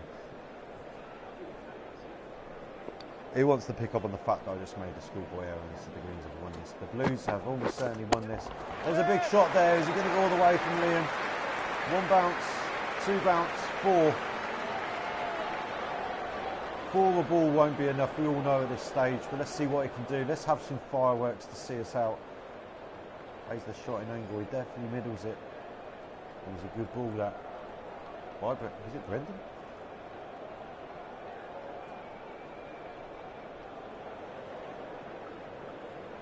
Brendan bowling his 8th over. Wait there. 72 from 66 balls, he's batted really well. But needed 2 or 3 other people to do exactly what he's done, and they haven't done it. The Greens just haven't chased it quick enough. 195 for 6. 5 only came from that over. So with 2 overs to go, the run rate 29.5. We know the final score now. Let's see if Chris can pick up any wickets, but that's a great shot. It almost goes for 6 off Steve Nicolai, but it goes for 4. And believe it or not, the run rate will increase with that 4. See a replay of Chris Love, who bowled really, really well today. Probably the slip doesn't need to be in place, but not much movement. But the Blues know they've won this game. 55 needed off 11, 5 a ball. We need a few sixes if they're going to have any chance of getting anywhere near this. It's impossible, let's be honest, people. Definitely after a dot ball. Chris, I believe you're back in the booth. You missed quite a lot, I must admit. Did JB lose his wicket before or after you left? Just after, and as you say, it's been a dominant performance by the Blues, and oh, that would be amazing! Is that a run out? Oh, the umpire's going to look at it. Chris fielding that on the bounce, and he's got it. I think he's got it, you know. That would be an amazing. Just want to go back and have a look at this. The umpire's going to look at this closely. Oh, he's out. He's out. He's got him. He's definitely got him. That's a great bit of fielding that is. He's out.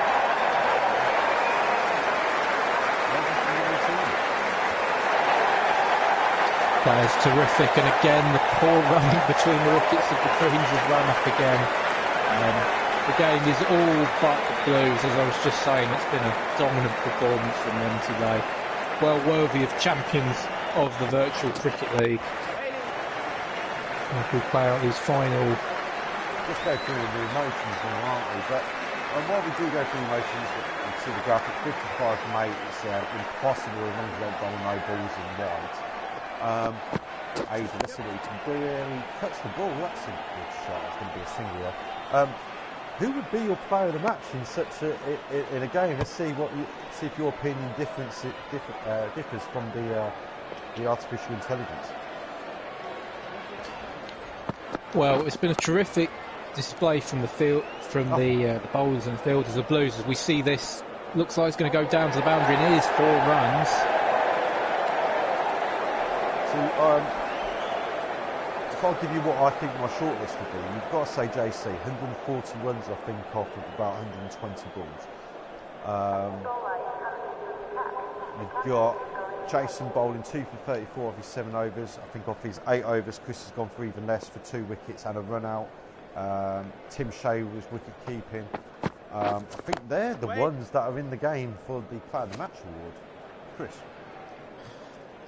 Yeah, my player of the match, just before I was interrupted by the boundary, I was going to say JC. Just a terrific display of, as you say, 140 off 123 balls. This There's has another been wicket. the display. Oh wow, Avy's out. Jason Soul takes a wicket. Paul Parker. Well, you've got to give Abbott credit for having a go there, but complete mistiming, and it's up in the air. And the fielding once again coming round to make the catch, covering a good amount of ground. And as I was just saying, the 140 from Chamberlain. What a one-handed catch that was. That's amazing. Sorry. Honestly, you try and make superlative about someone and someone has to steal your thunder, in this case the fielder. Yeah, that display was what the Blues needed and it's proved the difference.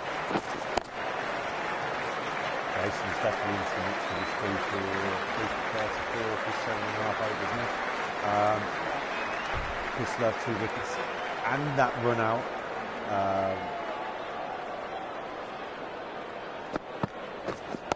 And I think Chris got the big wicket, the opener of Paul Watts. If he stayed in and they'd been batting around in, they could have been in the same. So we could be talking about a very close game going into the last over here. But so you're going to go for JC.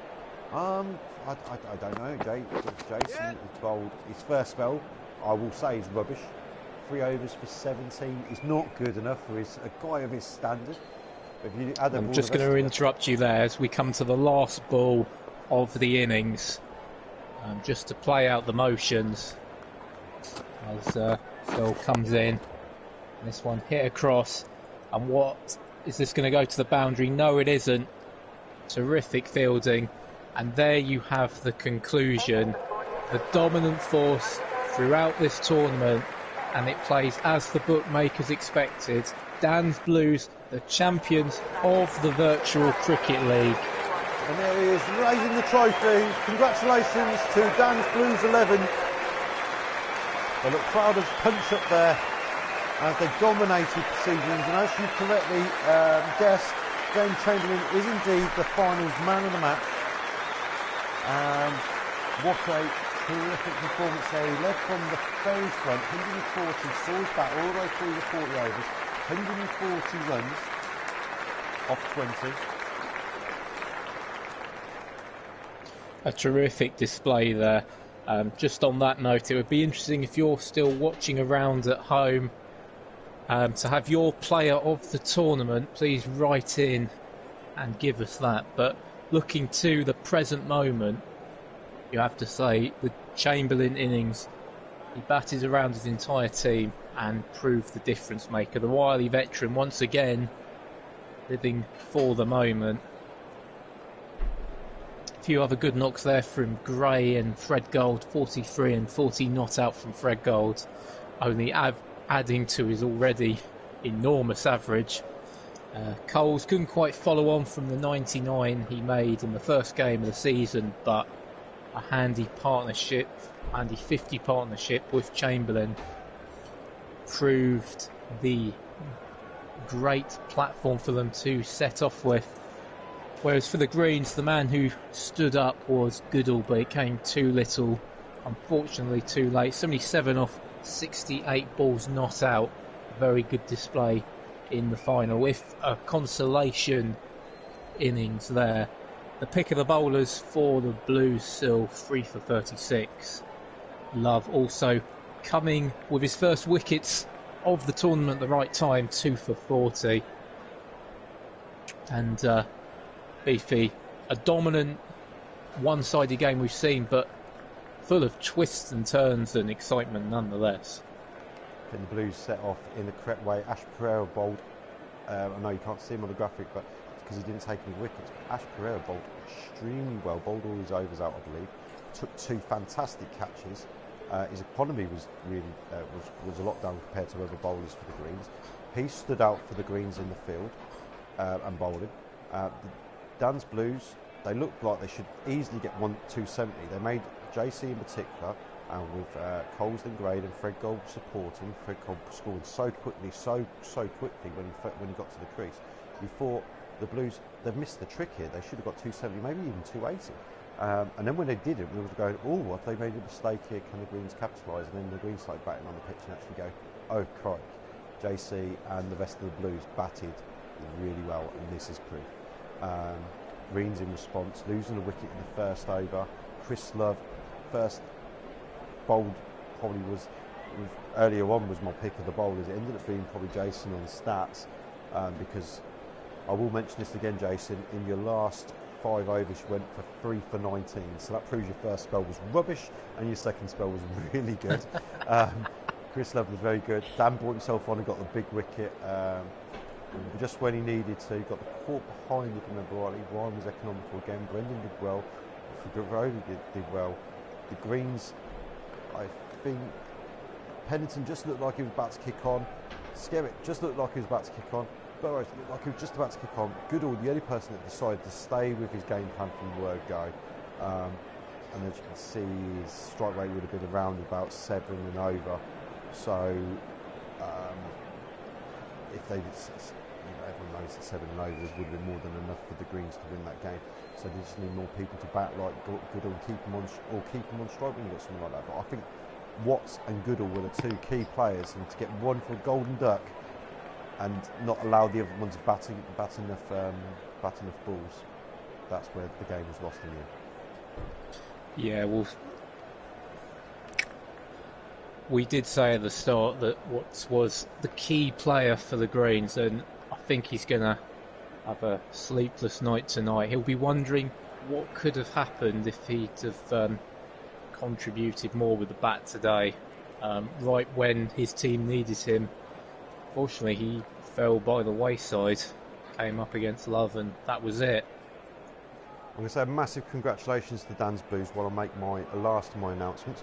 The next one is that the VCL 2 will start in 2 weeks' time. We will be looking for captains.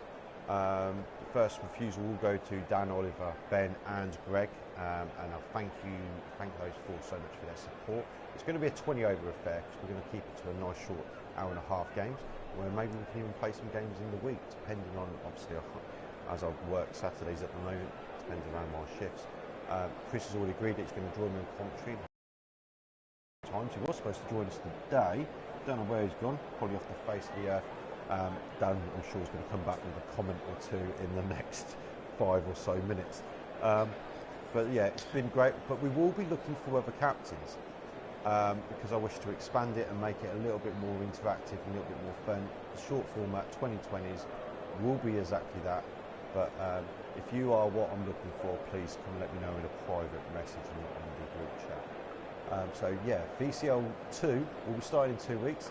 Hopefully Dan and his blue team will be there again, and but there will be a draft, so there won't be the exact same teams. Well, unless the draft's the same team, you never know. So that was my last announcement. Congratulations to the Blues. Player of the series, you just mentioned that, Chris. Who would you say was player of the series? For me, just for sheer consistency, Chamberlain, without question. It's been a shining light to the blue team, batting-wise at the top of the order. I don't think they'd have been the dominant force without him. You could make an argument potentially for Fregola, just for sheer consistency, economy, and also the wicket-taking he has. Less so in the final today, but certainly through the group stages, was causing a few problems for the opposing batsman with his pace. But for me, you have to say Chamberlain. I might have to agree with you as well. Today was set up, really thought if Watts chased that down, you would have gave it to him in a heartbeat. Must say the Blues bowling, to take 8 wickets in a game, you know how hard it's been to take wickets at the Ashby batting paradise. The only problem is with the Blues, I think the first 2 games for Gola and Coles took a lot of wickets. The last 2 games, Sol took 7 wickets in 2 games. Massively leads the wicket taking chart. Lovey came in today and took 2 wickets. Could I give it to anybody else thinking outside the box? You've got to think Charlie. Charlie's average is 140. He batted in 3 games. He batted in 3 games and got out once. It's just like, it's there's been some excellent performances by so many different players, especially from the Blues teams, that Jamie twice getting centuries would probably, I'll probably go for Jamie Chamberlain. Well, there you have it. That's our player of the series, Jamie Chamberlain. Terrific performance throughout. But, of course, we want to hear your views. Get involved on the chat now and tell us who was your player of the series. Be very keen to hear that. Yeah, I've been intrigued to hear what people have to say, the ones that have actually played, that have watched most of the matches. Dan sensibly did not choose to bowl me today, which was a very good decision, I must admit. Yeah, that's the decision of the series. Well done to Dan Smith there. I was a little bit expensive in the third Blues game, in the last round of matches. Oh no, so excellent performances. I think moment for me was Ryan Cole's 99 not out in Blues' first match against the Greens. That was brilliant, chasing quite a low score. I think he got 220 or 230 runs to chase it down. Was definitely up there, but the moment I'll go for, that was my runner-up moment. My moment I'll go for was the Greens beating the Reds in the second round of matches on the last ball by hitting it for 4. That was brilliant until the end. Yeah, that for me almost certainly was my game of the match as well. Game of the match. You can only have one game in a match. Game of the series. That was just breathtaking to be a part of and watch and commentate. And that's what the virtual cricket league is all about, just pure excitement. As you say, the standard continues to go up and up with averages of 143 or something crazy like that. We thought we only saw them back in the olden days of black and white, but these players just get better and better. Have you seen Dan's message on the virtual cricket league chat? Aimed at yourself, Chris Beaton? I have, and it is much appreciated, Dan. I sought to disprove a few doubters in my batting ability, and that's come to the fore today. Although I will be honest, I did have a speech rehearsed in my head, expecting Dan to come out at the top. Did he need 5 runs or something? Needed something like 9 runs, and I was expecting to come out at number 3 and just smash those away. Chamberlain. I was surprised not to see Dan in the top 4 today. I must admit, I thought I was expecting to see the opening, if I'm honest. He could have easily opened today, couldn't he? Yeah. But if any of the captains want to take the same bet for the next cricket league, I'm all ears. I'll keep the same speech ready. What I will say is, I've noticed someone else's bit. Chris, I think, was it Chris? Yeah, it was Chris. He said about the Blues not having a spinner. The Blues not having a spinner on most of these batting pitches actually worked in their favour, weirdly enough. And in the one game where they needed a spinner, they did lose. That was against the Reds in the last round of fixtures in the Van Watling Park.